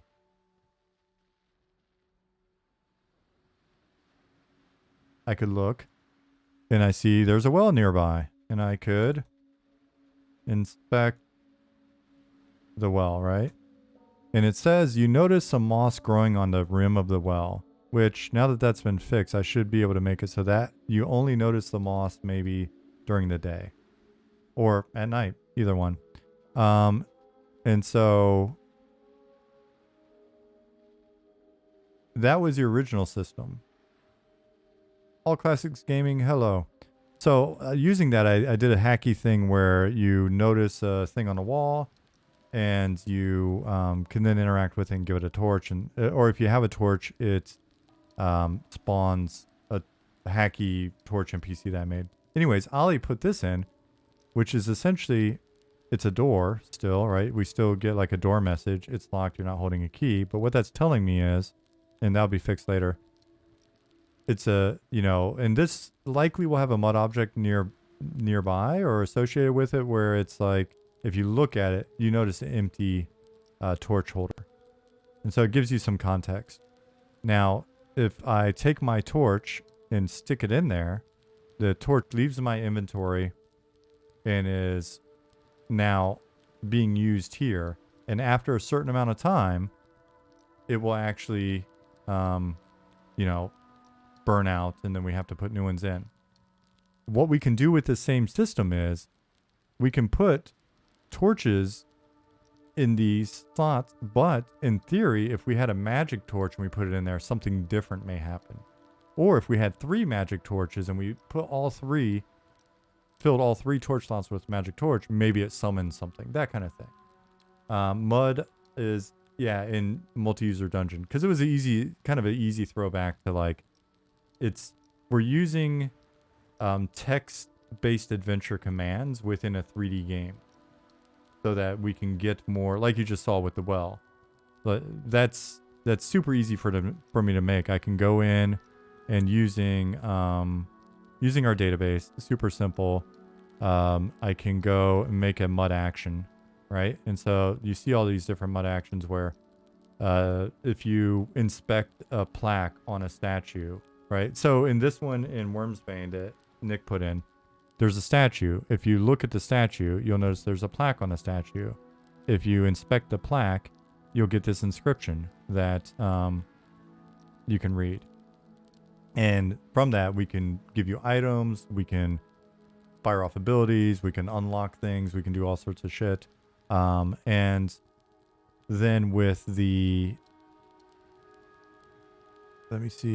with the statics, the thing that I'm showing you now with the torch, it allows us to put in these interactives that then have a lot going on with them, where we can do things like, if you've got a rope with you, which one of our merchants sells ropes and grappling hook. If you've got a rope and grappling hook, you may find a spot where it makes sense that it tells you, if you look, oh, this is, this area would be perfect for climbing up or whatever. And if you use a grappling hook, then what it could do is, similar to this, you may see from that point forward a rope, or for a certain amount of time a rope or a ladder. And so then, you could climb up it. And so it'll be linked to different abilities, different skills. So we've got a number of skills that we can then link into like a perception type system where, depending on your survival skill or your spycraft skill or your skills as a rogue or your, we've got weird skills in here that could tie into this, like masonry. If you're a high enough level, like mason, you may notice a brick's loose or whatever, and we have the ability for you to pry the brick, as long as you've got a weapon or object in your inventory or in your hand that's flagged in our database as being something that can be pried with, then you can pry the brick loose. Top Frag Dad said, use rope, roll natural 1, rope breaks, take plus 20 damage. We should be able to do stuff like that. All joking aside. We, as I mentioned in the Discord response, these objects will be aware of what time of day it is. what the lunar cycle is, maybe what the star alignment is, what season it is, what recent events are there, is the dragon alive, is the dragon dead, all of that type of stuff. So it allows us to do puzzles, it allows us to do traps, it allows us to do all sorts of environmental interaction. It allows us to allow you to interact with objects in detail. So the puzzle might be, you find a three-eyed toad statue, and then you just happen to have these, somewhere nearby you find 3 different gems, and it could be that you need to put the gems in the eyes in a certain order or a certain color, and boom. So yeah, so really now the systems are coming along. They're, like I said, they're very simple, but they're extremely powerful. That's been our goal all along, is like, how do we build a tool set that's that allows for very simple implementation, but a lot of power in what we wind up creating. And we can, like I showed you earlier, we can always improve the front end or the interface to this data to make it a little bit easier to manage. Like if we look at something like abilities, let me come in here in database, ability editor. When we got stuff spread across like 3 or 4 tables or whatever it is, it doesn't hurt to, put an interface on there for people like me to be able to use it. And yeah, so, you see the torch burned out. Speaking of, our torches and light sources will burn out in general once we've got that ability. Ali said we just need to make it set it up that way in our, who is that? Whose corpse is that? Okay, that's Zukin's corpse. We have the ability to start getting that stuff in, so we're going to be working on that as well. Maybe we'll get some of that in over the weekend, which will be cool. And then we can check that out on Tuesday. Yeah, so All Classics asked, I thought of a perfect EQ related question, something that stumps me. I was thinking about why enchanters have fear. They got Howl at the Moon or something, and it's longer duration fear. I don't understand why enchanters get improved fear. I won't answer this from an actual game balance standpoint. What I will answer it from is a kind of a lore or a fiction standpoint. Enchanters are people that manipulate the mind, and manipulation of the mind to have people be afraid makes perfect sense in that context, in my opinion. Which is a weird thing that people say, in my opinion. I said it, so obviously it's my opinion. Not saying it's right, but it is most definitely my opinion.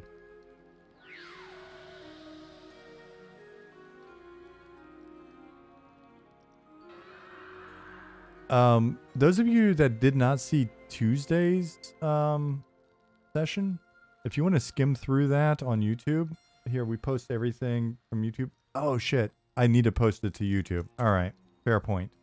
I'll get that posted ASAP, so before the weekend's out. But you can check the VOD here on Twitch. That's right, it's already there. So skim through there and you'll see us playing. You'll see us playing a 3-person group. Luna, Nick, and I were in Wormsbane. Here, those of you that haven't seen Wormsbane recently, let me stop cheating. We'll destroy this for now. We'll run to Wormsbane. We'll try not to aggro anything. We'll try not to die. We'll run to Wormsbane, and then we'll show you the new entrance placement and the new entrance, which is pretty sexy. And I'll tell you about the thing that you missed. So, speaking of mud objects, there's one for a quest over here where essentially you're given charcoal and a piece of parchment. And the idea is that you've got to find a specific stone that's got inscriptions on it, and then rub charcoal on it, and get the inscription and then take it back. And I love the idea of over time collecting more of those inscriptions. And being sent around to like collect a ton of inscriptions for their research library.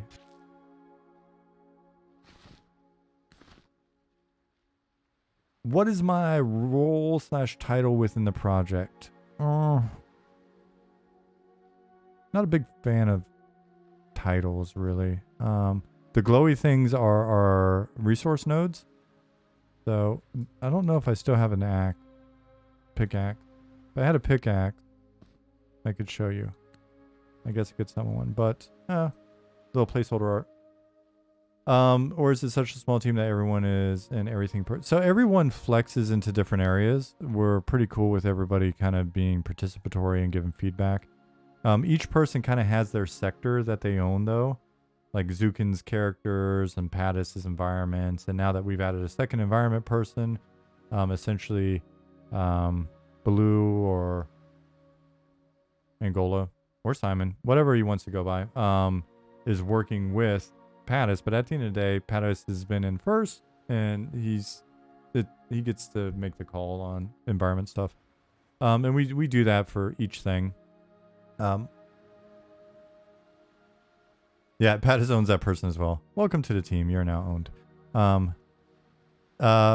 My role is just sort of I don't know, high level decision maker and a little bit of everything with a focus on design. Before we got artists, I was doing placeholder art and animations and all that stuff. Yeah, I'm mainly the mascot, to be honest with you guys.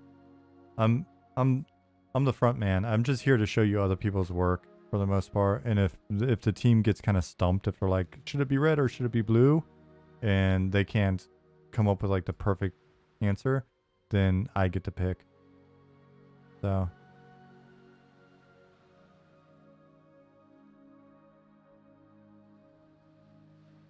yeah, then you'll ask chat and let chat pick. Mysterious. Yeah, that's kind of how it works. That's true. Nicodemus, yeah, did I already answer you, chat? Yeah, it is a backpack.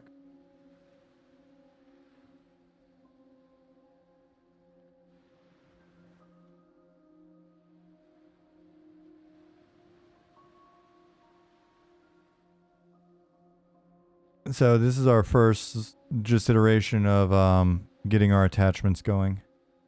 How many people are involved in the project? 14. If you go to our website, our FAQ, or sorry, our team page has everybody except for the latest two up there, I believe. Because we got Erkenstaff up there who's doing animation. We've just added another person on the content side.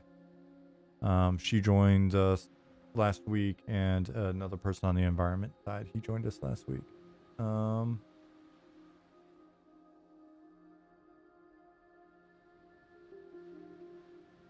I'm not gonna be able to do much in here on my own, but I did want to like come show you the new art. Those of you that have been away for a while.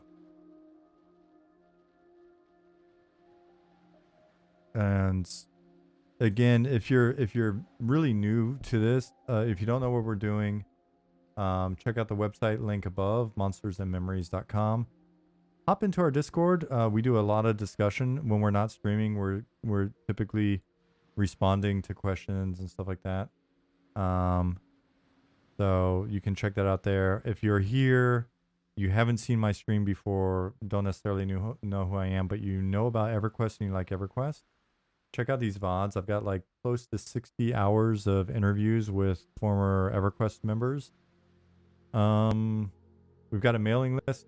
We got over 2,000 people on the mailing list now, which is pretty awesome for us. Once we start doing things like getting people in to play with us, that'll be a good source of info on that topic. So join our mailing list. Let's see. Fizbin Gamer upgraded Nagy's their entrance. That's the first time I've heard that. We've heard a few Black Burrows. We've heard Snake Burrow. We've heard Dragon Burrow. in one of the first in the first zone that we have, we're not in it now, but in the first zone, Shaded Dunes, that was placeholder. I made a very janky sort of thing like this, and then Goblin made an excellent concept piece. Here, let me show you. Goblin made this. Oops.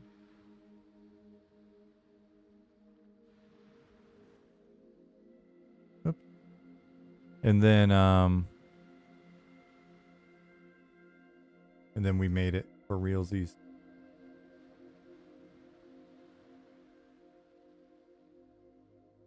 Looks like the entrance to the Broodlands in the back of Lava Storm. Lodge Dog, I think that's actually after my time. Yeah, the ripples in the mouth are one of those little details is just fantastic. I'm not sure where that came from. I don't know if Pattis just was inspired on that or if they had a discussion or where it came from, but it's definitely good. So, always say Roa because I know Sean, and Sean. And I can never remember. So my Sean is SHAWN, but I don't. It doesn't bother me if people use the other ones. Lodge Dog, that makes sense.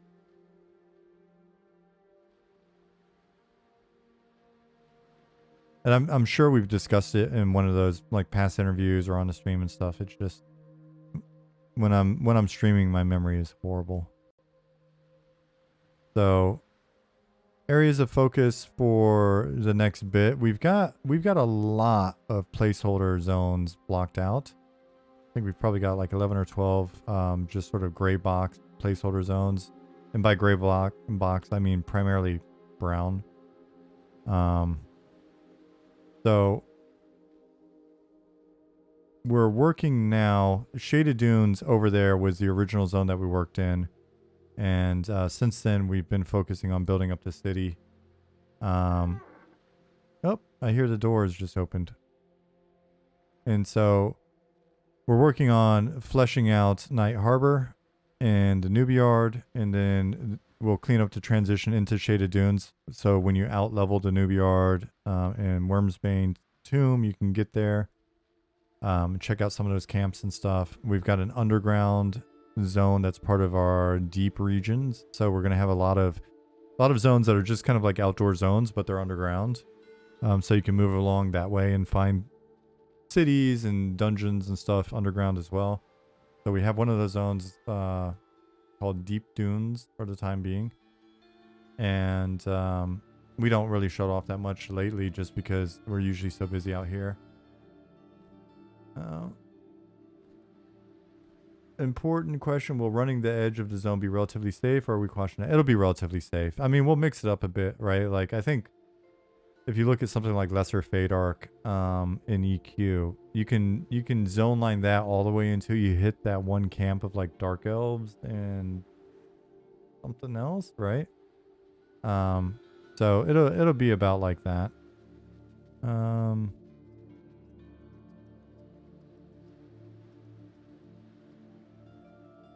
But it'll be nice in the coming months. What I'd like to do, resources permitting, is clean up the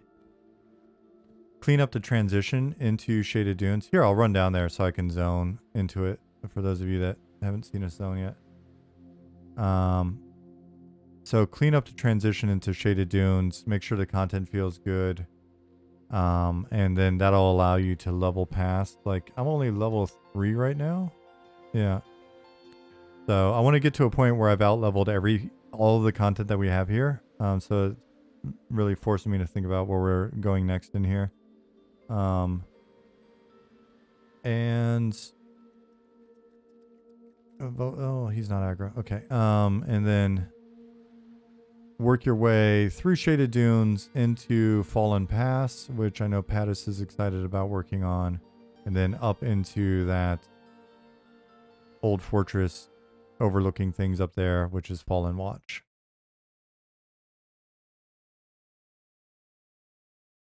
And that'll be one of those things that we want to just have like a nice flow through there, but then we'll also be using everything that we've got. So now we're in Shaded Dunes. Everything we've got. I think these are all sort of still my level. We haven't tuned any of this stuff up from back when this was kind of a newbie yard. But let me, and this is, if you look, this is the old Night Harbor. So, which we're gonna,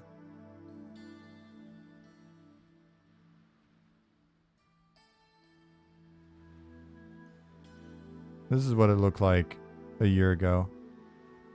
And so we've got gameplay space. Why am I not able to move in here? Interesting.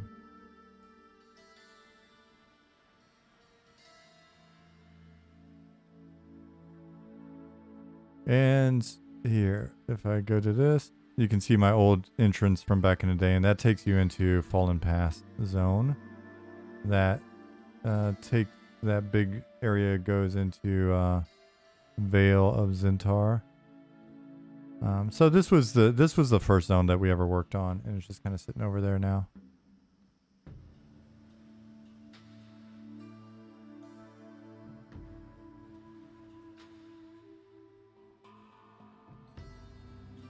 So we'll be redoing this a bit in preparation of getting people who come out of the newbie yard that we have into higher level areas with higher level camps and are wanting to run their way over to Fallen Pass. Potentially deal with camps in there and stuff, and then also work their way up to Fallen Watch. So thanks all classics. Code and Caffeine, what's up? How are you doing? What level is this guy? I want to avoid him.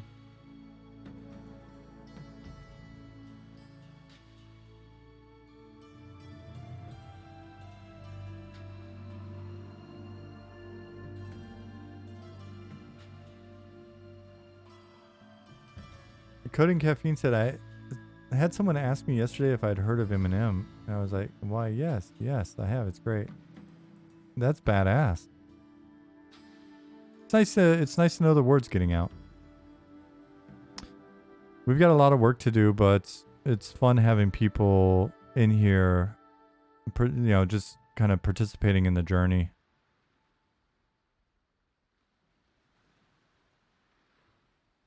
We gotta get swimming animations back in.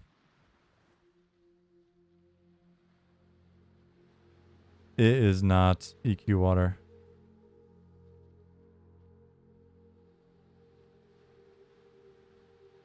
But yeah. It's spooky once you get under here. I got lost in the water the other day at night and immediately had to slash fly and get out of there.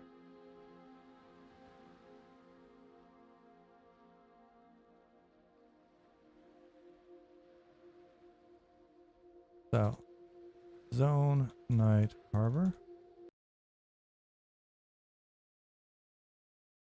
Will you have the feature where you can put your head an inch below the surface and you'll be able to see forever? I don't know that we're going to be able to replicate that. It's a very fun feature, though.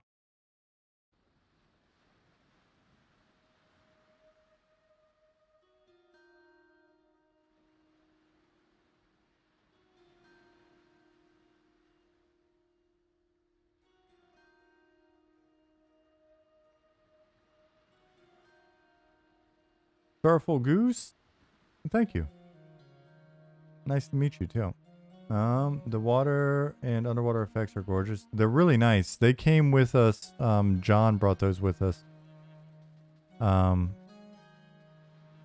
It's one of the few things that's kind of a third-party thing that we've purchased. It's a shader that exists out there, but it's been fun to tweak.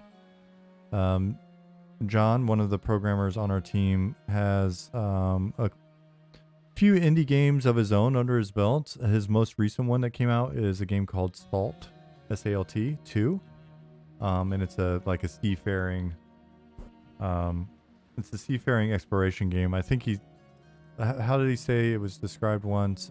It's like Sea of Thieves for introverts. It's PvE focused and just very exploration based. And so if you play that game, you can see maybe a little bit of what might be in our future in terms of ship based stuff and the sea and all that.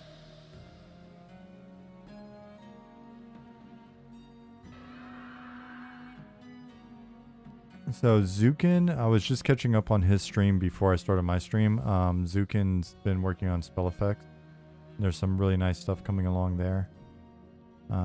So keep an eye on that. I wonder if Zukin can make a particle effect of sand being picked up and blown in wind. Wind, little sandstorm effect. So Ollie's actually experimented with that before. Here, I'll show you.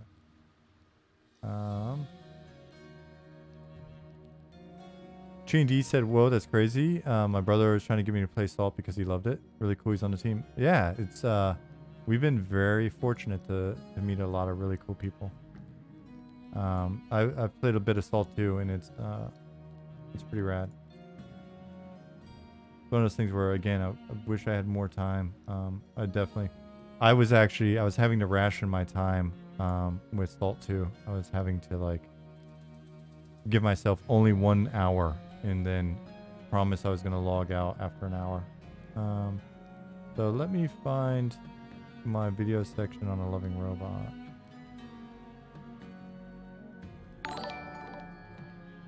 Archmage, thank you for 4 months. Ray, the game, is that correct? Thank you for the follow. Let me switch YouTube account. Monsters and Memories. And then let me visit the loving robot on YouTube. On YouTube, please. Yes. YouTube. Thank you. Cool. Well, welcome. A loving robot.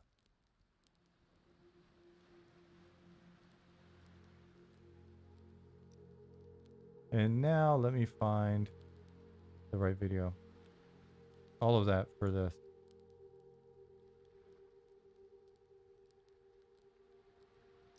So here.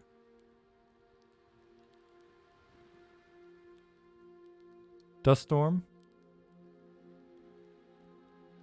It's subtle. It's subtle. It'd be better if it was like, I think it's this, the dust storm is more a problem of the resolution that the video's uploaded in or whatever. Sandstorm.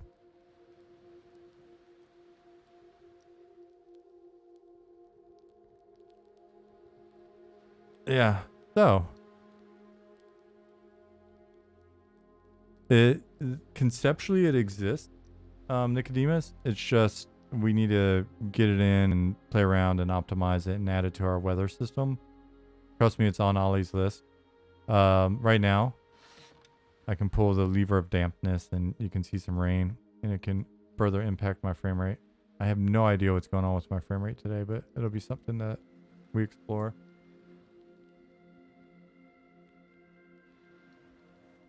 Do we host the backend on something like AWS or Azure? Not yet. We've got like a pretty. Ollie got a place that he's hosted stuff in the past, or is hosting some things that he's familiar with. We're using that for now. In the future, I'm not sure. It's a great question for Ollie. I think it's just going to come down to price and ease of integration and blah blah blah. But for now, since we're not really, we've just got the team playing and things of that nature. We've got a host that's not super. I think it's probably in Europe, and not expensive and all of that. So in the future, though. Whitechapel said it would be a cool feature eventually if bards could actually play their instruments like Lord of the Rings online. Agreed. It'd be fun to do some social some mechanics that promote social behavior and stuff like that. I don't know if we'll go full APB, like digital audio workstation built into the game, unless somebody just happens to have one and we're like, oh, we can just plug this in, and then find a great way to surface that appropriately to players. Dargis.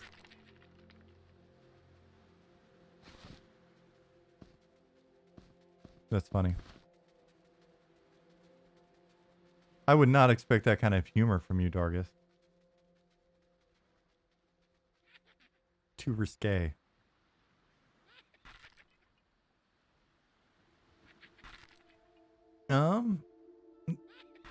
Three of the game. I appreciate you saying that. I often don't feel like, oh, this jackal is such a bully. You, No, minion, follow me. Let the guards handle this. Minion, follow me. Alright, my pet's dead. Minion didn't want to listen. So I feel like I'm not really doing very much development. I don't feel super productive when I'm streaming. A lot of what I do looks like this, or it looks like documentation, or me running my mouth in Slack or something.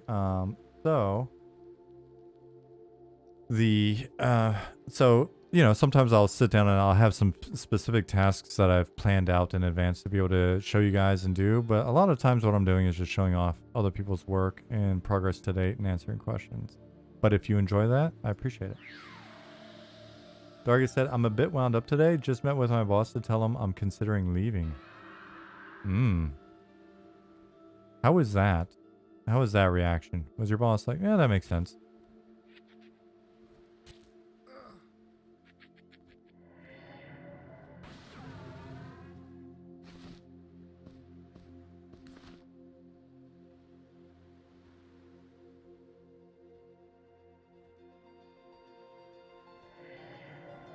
Pretty understanding. That's good then.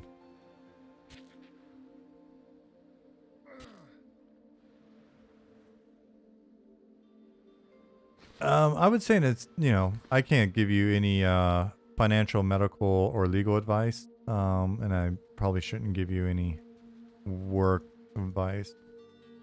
But I found that when I get that way in a situation, I definitely engage the process of finding what's next.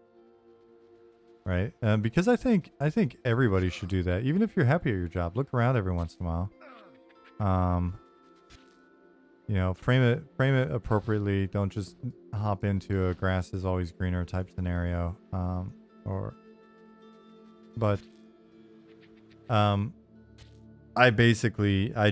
me, it's a sign that if I'm really seriously bummed out on work, then that means I'm going to start doing the legwork to get it set up so that I've got my next thing lined up. I got fortunate with DC Universe Online that I was so burned out on the project. I had already interviewed at another company. Plus, we kind of guessed that layoffs were going to be coming. I had already interviewed at another company and basically already accepted an offer like 2 weeks or a week before I got laid off. And so then when the layoff came, it was like, all right, cool. Fortunately, I got laid off before I quit because I didn't fully understand that I was entitled to severance at the time. And I would have missed a nice chunk of cash. Fizman says, I love your YouTube videos with the EQ devs. Thank you for taking the time to do those. Oh, I appreciate you saying that. I feel bad that I haven't done more of them. It was really cool to do those in the first year. Especially with the thing that was going on in 2020 and everybody was kind of stuck at home and stuff. Made it a lot easier. I have ideas for a couple more that I'd like to potentially do, but I'll be honest, I just keep being so busy that taking the time to kind of align with people's schedule and reach out to them and see if they're available or interested and all of that stuff hasn't been top of my list. Dargit says, yeah, I've started to look. My job is secure, actually probably being promoted. Firm is financially fine, just not enjoying it, but I can take my time to search and find something right. Yep. And here's the thing that I've been shocked by is I've been in some processes before. I've been in processes where it seemed like, dealing with really solid recruiters. And I had one recruiter based out of the UK that was just fantastic. Great dude. Did all the homework. They would prep you for the next person in the interview sequence if they're familiar with the company and the people. All this shit. Just a fantastic recruiter. And the thing that was surprising sometimes is we'd be in a like a interview process where it seemed like, all right, well, we'll probably know something in the next week. And then all of a sudden it's 3 months later and the company is just like, especially for certain companies that are like a little harder to get into or, higher profile or whatever. It's crazy some of the processes that go on out there. So I always advise people to understand that you are not hired at the next company until you've signed a contract. And honestly, even then, when you maybe got a foot in the door, like these days I've heard of some weird stuff with people sort of hiring and canceling before people get there and other shit. So especially with the economy being what it is, yeah, it's very unpredictable these days. And not to discourage what you're doing, I would say keep an eye out and look. There's nothing wrong with that, but people that have stability and a good job at the moment, it never hurts this year to maybe see what winter brings and hang out in your security until spring and then see what 2023 is going to look like. Because I say as a resident of Europe, stability is not guaranteed, and people that think the winter's as bad as it's going to be, I don't know. I think 2023 is going to be even crazier. Revivir, hi there. Are you? Oh my God. Follow me. Follow. Nope. He's just two-shotted that pet. Are you a dev on this game? I am. I would not say I am part of the development team. Yeah.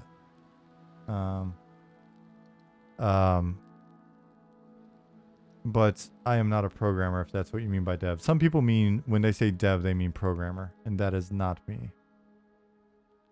I am pretty far from a programmer.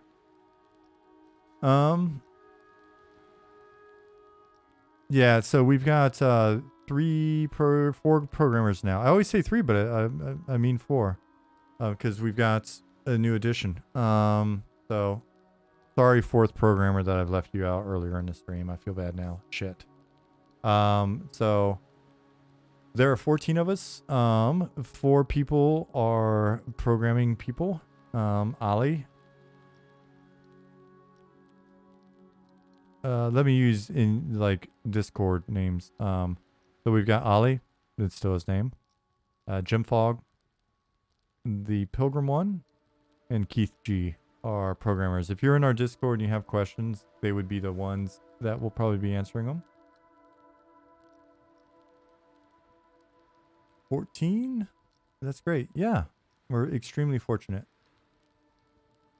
Belfaster said, we've had a fair amount of bullshit in regards to the credentials experience. Those people haven't lasted very long. Not a hiring manager where I'm at. Just something I've heard rumblings about.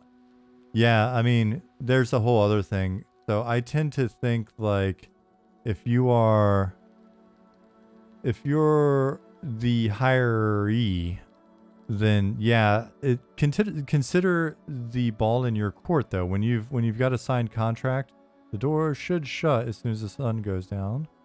For those of you that are just logging in. So the hiree, once you've got the contract and you're basically on the team, then the ball's kind of in your court to not get fired or get sort of dropped before the trial period. What's the actual name for it? You said it a second ago. There's a term for it, and I'm spacing. Probation period. Yeah, and I just happen to be of a certain type of ethics where if somebody's not working out for us, I wanted them to understand that they're not working out as quickly as possible, because if they've got 6 months that we can drop them in, that means we should probably get rid of them within the first 3 months officially, so that they got 3 months to find a job. Like, to me, that's the ethically sound thing to do. If we hire them and they don't look like they're the right fit in the first month, which is kind of, in order to change behavior, you got to get that shit going by month 2. Then I've really got to wonder, like, what happened in the hiring process that this person's not the right fit. By month 2, hopefully we've seen that and we can start to give them feedback so that they can correct it in month 3. But going into a corrective situation in month 3 for a 6-month probation period, I would say that it's important that the company's very direct and like, hey, we just hired you. Come to find out, you're just not, either you're not living up to what you said you're capable of. Your credentials are bullshit. We found out you're a crazy person, whatever it is, but we should be able to do that pretty quickly. See, Jack, enjoy the gym. Thanks for hanging out. Good to meet you. Say hi to cool people there for me, please. Revivere, the game has been in development. Basically, we first started discussing the game just over 2 years ago. The first year was a 4-person core team.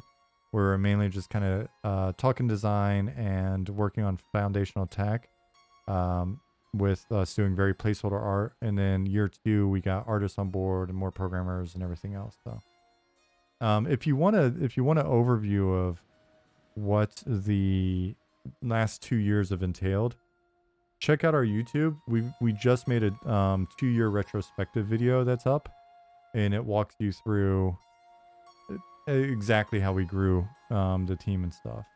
So, Revere said, with developers, it's hard. People lie on their resumes, learn to ask questions, get thorough, and then suddenly get through, and then suddenly can't do the work. It's, sometimes fake it till you make it work. Sometimes fake it till you make it creates a bit of a problem.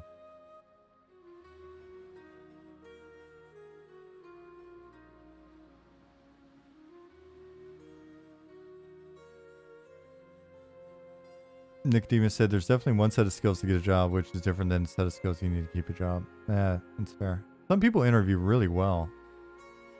Some people don't interview very well, but then they're beasts. They're awesome. All right, so it's nighttime. I'm going to summon one more pet. We're going to kill a few more things. And then we're going to wrap up for here. We're going to work on some stuff over the weekend for you to check out on Tuesday. And that'll be that.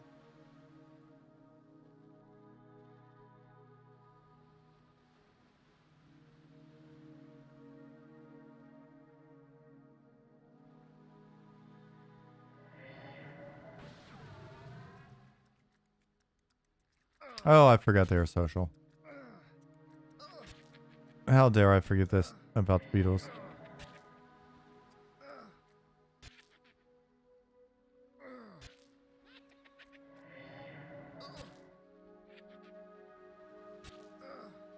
And the second beetle, I'm going to go ahead and hit him with Noxious Deluge. And then, since he's about to cap my pet, see if I can pull aggro. I can't seem to. There goes the pet. But I think we'll be fine.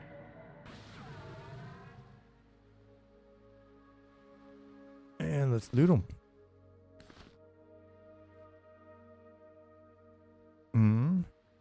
Why won't you let me loot you? Okay, thank you, sir. Thank you, sir. A year ago, all of our NPCs and player characters looked like this basically, except we had two little balls that were hands. So you can watch some of the old videos and see those days. Belfaster says a bunch in here. Let me read it out real quick. I think both sides are at fault for some of that. It become this game, type of game where the company has unreasonable expectation of what they want to pay, compounded by HR often writing the postings and not someone knowledgeable of the work. That is a problem. And applicants focus more on, in quotes, studying for the test than actually applying for roles that are a good fit. It's created a bit of a race to the bottom. Yeah, I could. I'm fortunate that in the last two companies I've been at, our hiring teams have been really solid. People that basically, we've got teams where the members of the hiring team really learn like what to look for in these roles when they're filtering out applicants and stuff. They do interviews with the hiring manager to get a good feel for what the hiring manager actually wants and needs, and then incorporates the hiring managers in the process at the right phases to ensure that there's not a lot of like missed opportunities. But at the end of the day, it's still down to like getting a feel for people, which is a challenge. Rage of Keith says, every programmer dev job has at least 3 months of training before they expect them to contribute. If someone is being hired on the spot and expected to work for your company, they're not going to last long. We've been lucky because the ramp up time of the programmers on our team was pretty blazing fast, which was a fun surprise. Hope you'll consider lifetime subs when this launches for early adopters. Coding Caffeine, I don't know that we will. I don't know that we will. The lifetime subs in the past I've seen be used as companies would use them and be like, oh, it's a great way to get, $100 or $120 straight out the gate. But lifetime value is such a huge thing for us because we're not microtransaction, we're not doing any sort of sales outside of the subscription and then any merch and stuff that we sell, and any tipping that you want to do. So in like a $350, $400 lifetime subscription, I would just personally, I'm not speaking for the team, I would feel bad asking for that up front. I'd rather just ask for, $10 or something like that, and then let you donate as much as you want on top of that, or just pay the, $10 a month. And hopefully we satisfy your needs and provide you value and you keep coming back month to month. And then hopefully before our relationship is over with, you have spent that $400 anyways.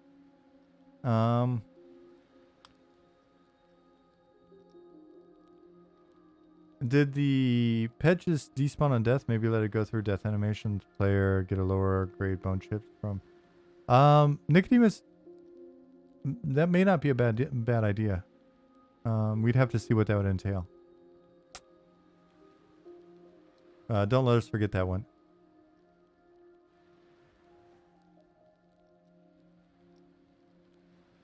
Let's see. Target says we have our new energy engineers merging to production the first week. With plenty of guidance. Being a full-time contributor takes longer, of course.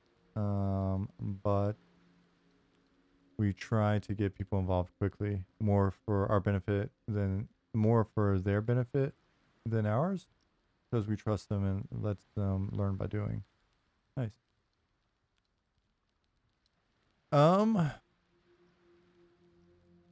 Scrolling through, just real quick. Whitechapel perpetual imposter syndrome for sure. I've been working on games for 22-ish years. And yeah, that feeling just doesn't go away for certain people. But what are you gonna do? So Ravavir says about this game, what is the thing that makes it a unique draw for players? So for us, we're taking an approach that basically leverages the old school aesthetic and upgrades it, right? So if you see, we've got very sort of blocky shapes, and if you look at the style of our trees and stuff, we're obviously a throwback to an old school look, but we're really focused on doing that while adding certain additional, features like our attachments and things of that nature, cloth sim, and really upping the texture quality to be modern, the lighting and all of that stuff to really just feel like a very modern delivery of an old school take.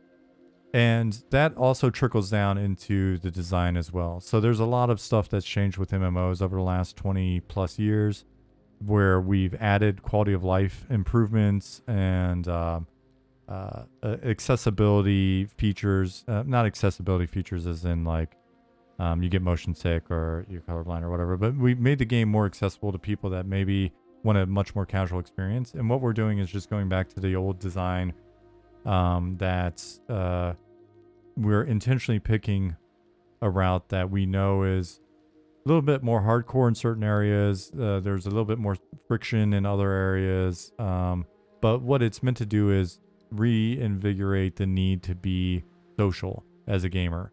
And so you'll, yes, we're focused on group gameplay and interdependencies, and it's a slower pace of combat and things like that. And so, but we feel like those things allow you to either require you to be more social in certain scenarios. They give you the time to be more social for talking about pace of advancement and pace of gameplay, all of those things. But what I'm describing is essentially a 1999, 2000 era game. And so then what takes that and kind of ups it in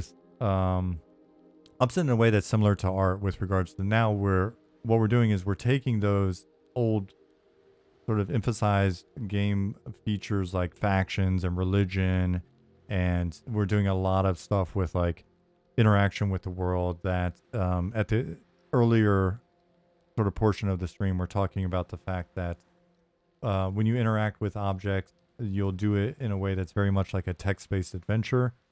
So we can do a lot of complexity through text interactions, very deep factions, lots of things unlocked over time.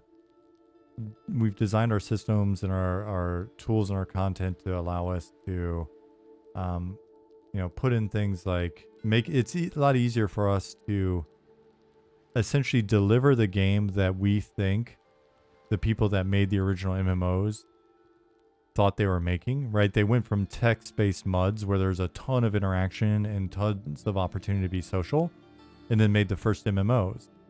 And those first MMOs had a little bit of that functionality, and they were, sort of the first kind of social chat room with dragons or whatever that was there.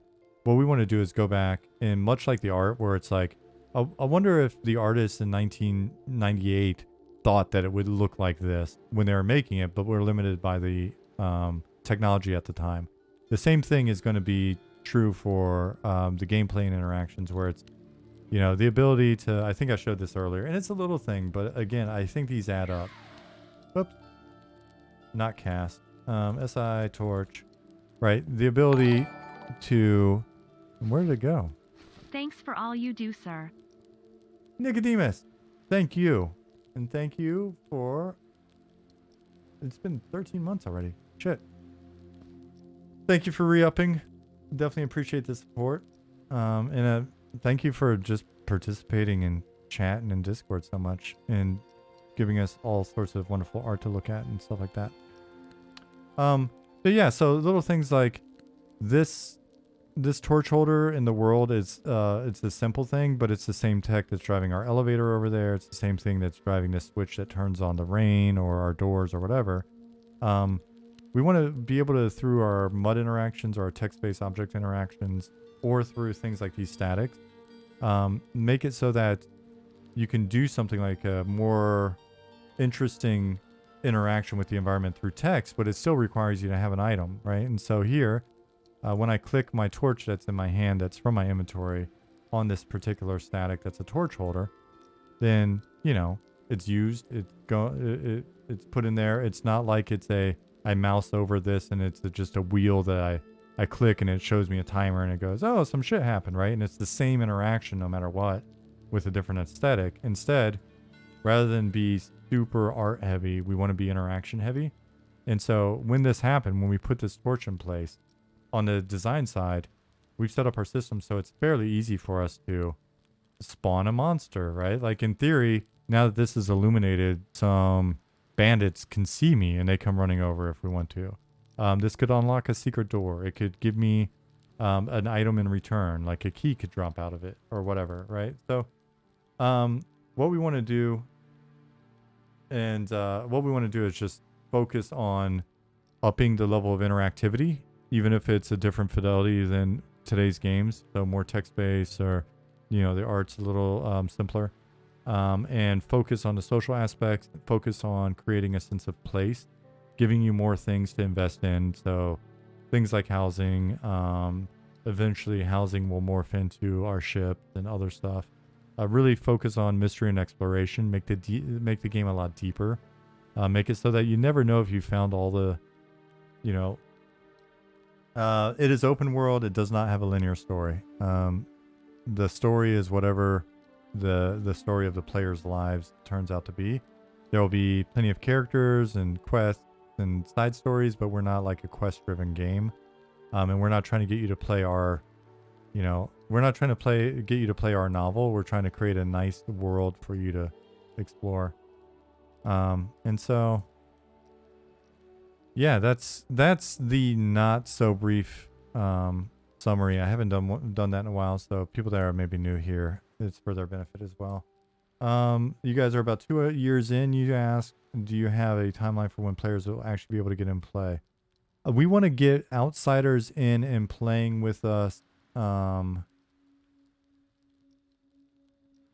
soon, right? So we have the capability. So just to not bullshit you guys at all, we have the capability to, in theory, give you guys an installer and you could come in today. But we want to make sure that we've got some stuff for you to do and we can get some value out of getting some people in to look at some things and not just kind of have them being in like, well, why am I here?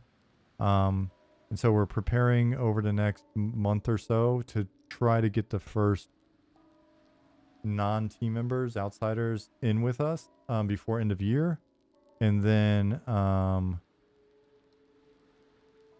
grow that from there based on what we're seeing when those people come in. So people will be in testing with us this year and as early as this year and early next year.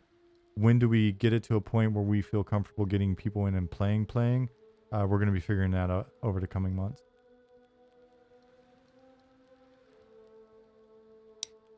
Oh, somebody just updated the server.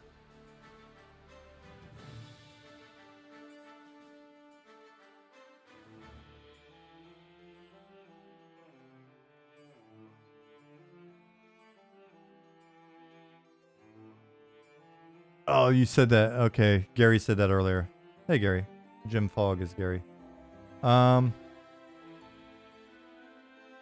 Revere also said, so games that aren't story driven usually have a mechanics economy, keep people engaged, right? So what's the in-game going to be like? Frankly, I miss games without in-game where there's just more places to go, things to find, puzzles to solve. So we're heading more in that direction. Our emphasis is more on the journey than it is the in-game, with a full understanding that this may be something that, it may be something that causes certain people to not stick. We may churn some people. But the goal is to create a sustainable progression, sense of progression and sense of world that is not dependent on us switching you over to an entirely new type of game for the end game, right? So even if we've got things that are multi-group encounters like raids, we don't want to make a specific raiding end game that becomes the only end game.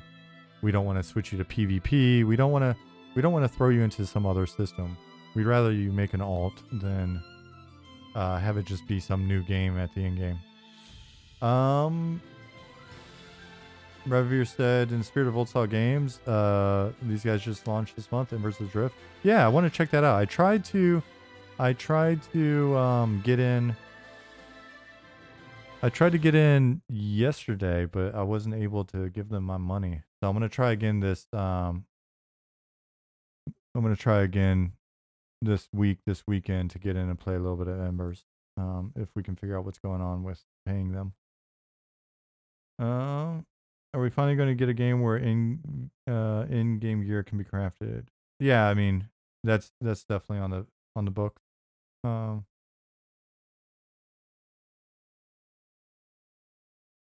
Let's see. Picking on Ollie, you guys shouldn't do that. Chinny D says, since guys are streaming the progress, do you think you'll still have some kind of NDA? Wondering if accessibly streamable.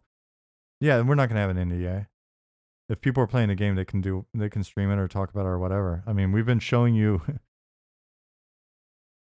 we've been walking around with no pants on since day one, so it's not like we're suddenly going to have an NDA for what. I mean, what are we worried about?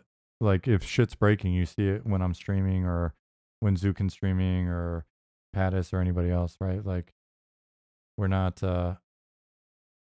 There's no point. There may be, like, if we were to get people in to see something like deep lore or areas that we haven't revealed yet, that we are maybe hiding off stream or whatever, maybe. My thought is that there's a lot of stuff that's why we haven't been discussing lore pretty much at all.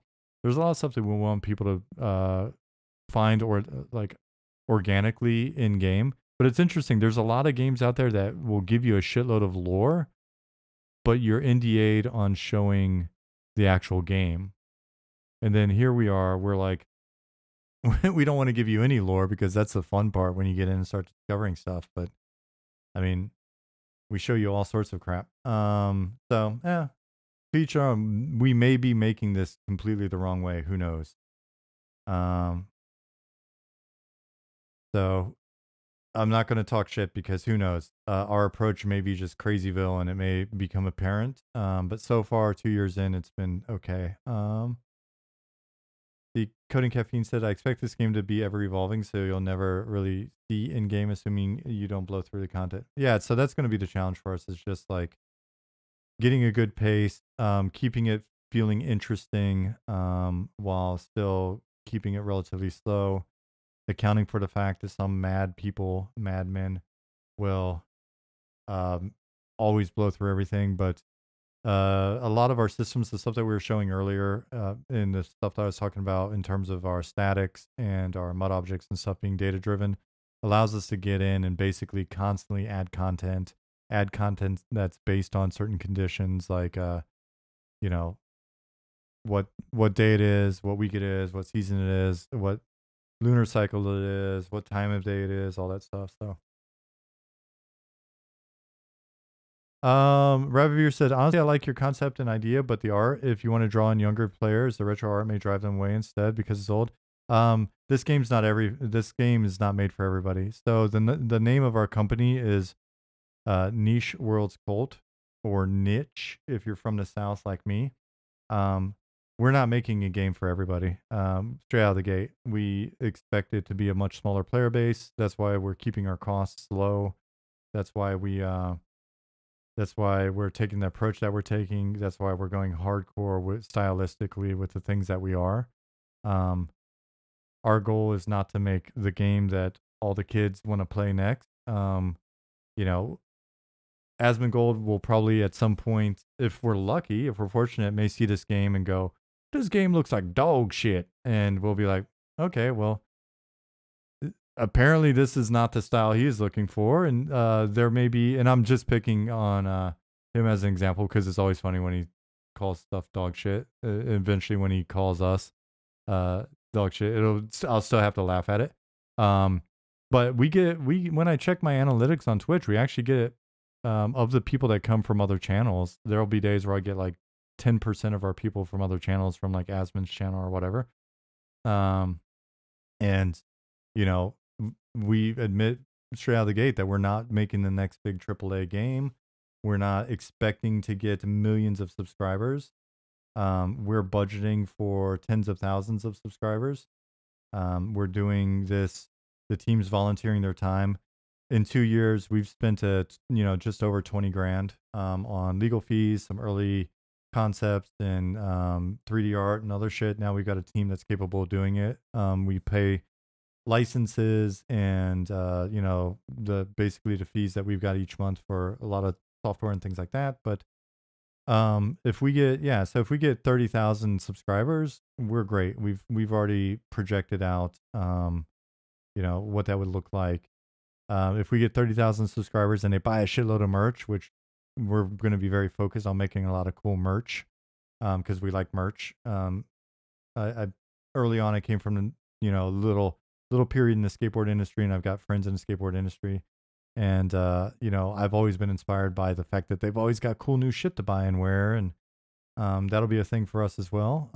And we've already got iteration 1 of our merch shop up. We just won't show you guys it yet because we're not going to take your money until we're ready to, take the money and not feel bad. Yeah. If we screw up, if we somehow like mess up and make a game that gets a quarter of the original EverQuest subscriber base, so like 100, and if we get 100,000 subscribers by some miracle, then we're fucking great. Like we're perfect. It will be everybody on the team will be paid back in kind for their time, right? So I mean, I was on the EQ team when there was 400,000 subscribers, 450,000 subscribers. Kind of know what it looks like. We'd be in Happyville if we could somehow do that, right? So that's our ambitious goal. Like when we look at it, it's like we don't want millions of subscribers. Well, we're not expecting millions of subscribers. If we get them, great. What we want, if we get 50,000 subs, fantastic. That's beautiful. That's huge for us, right? That really makes it to where we've got operating expenses covered. Everybody's got a full-time job, and we're sharing some profits, right? And we're able to maybe leverage outsourcing a bit better and grow the game in a really healthy, nice, big way, and keep layering in that content and refining the game and making it better and better and better. And so, yeah, we'll be happy if we get 10,000 in here, right? That gets us off to a start where we can build from that. Our goal is not to be huge out of the gate. Our goal is to be able and willing to commit to running this marathon, getting the game in your hands in a good state, having you enjoy yourself, having everybody that is in the community and have a unique experience and play something that's not common to the market, and then have them tell other people and be like, hey, this thing, I know you don't like the graphics or whatever, but try it out. It's really weird. We were in this dungeon the other day, and we put these 4 torches in the right order, which then summoned the 3-eyed toad, which then, it's just like, that's the hope. And then we grind for a year or two after that, and hopefully during that it's continuing to grow. If it comes out and it peters out or whatever, then we've learned some stuff and everybody's got some nice time in the industry on their resumes and glowing references, and they can maybe get other jobs in the industry, or we do it again. So yeah, that's the thought on this. That's the thought. Withers, Oh, thank you for 3 months. So yeah, that's the approach. That's the approach. I remember when Eve first came out and they had like 50,000 subs or whatever, and Eve grew linearly, and they just kept growing and growing and growing, even though it wasn't the space game a lot of people were hoping for, right? The last company I worked at, Star Stable Online, is an online horse adventure game for girls on the PC with a pretty, hardcore kind of old school MMO clunky interface and stuff like that. And they went from being, tens of thousands of girls, mainly in Sweden, to hundreds of thousands of girls all over the world to over 10 years of linear growth. They went from being this tiny, whatever it was, 11-person team to being a 130-person company with 700. During COVID, I think they had peaked at like, I don't know if they peaked, they may still be growing, but the last number I heard was 700,000 monthly active users. And they're making good money, right? And it's a very niche game as well. So that's the belief. At the end of the day, we've got to make a game and then we'll see. Cool.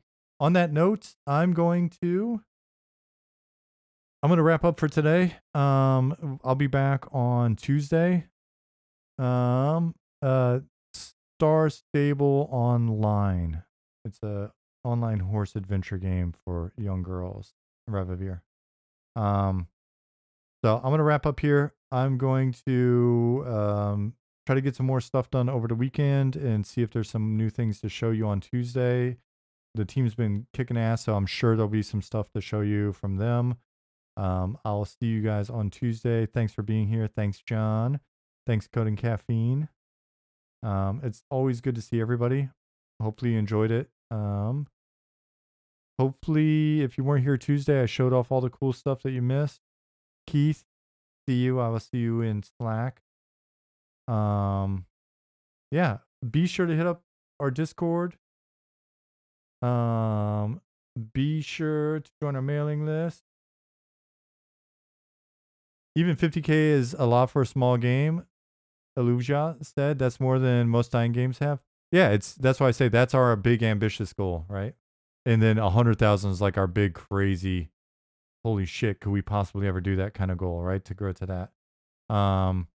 But it's doable. It's doable. We just got to make the right game.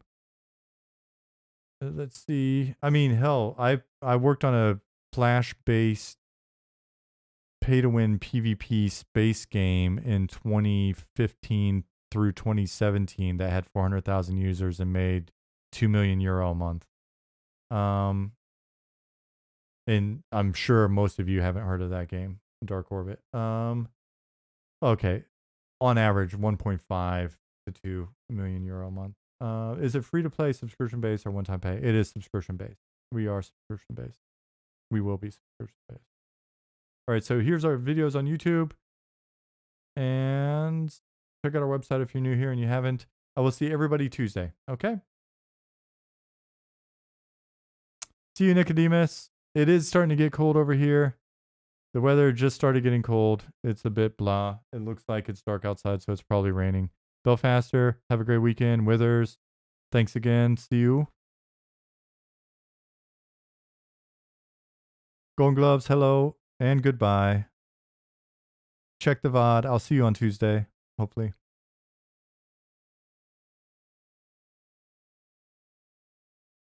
All right. I think that wraps it up. Not too many goodbyes today. Hopefully that's not a bad sign. I still love you guys anyways. I will see you Tuesday. Bye-bye.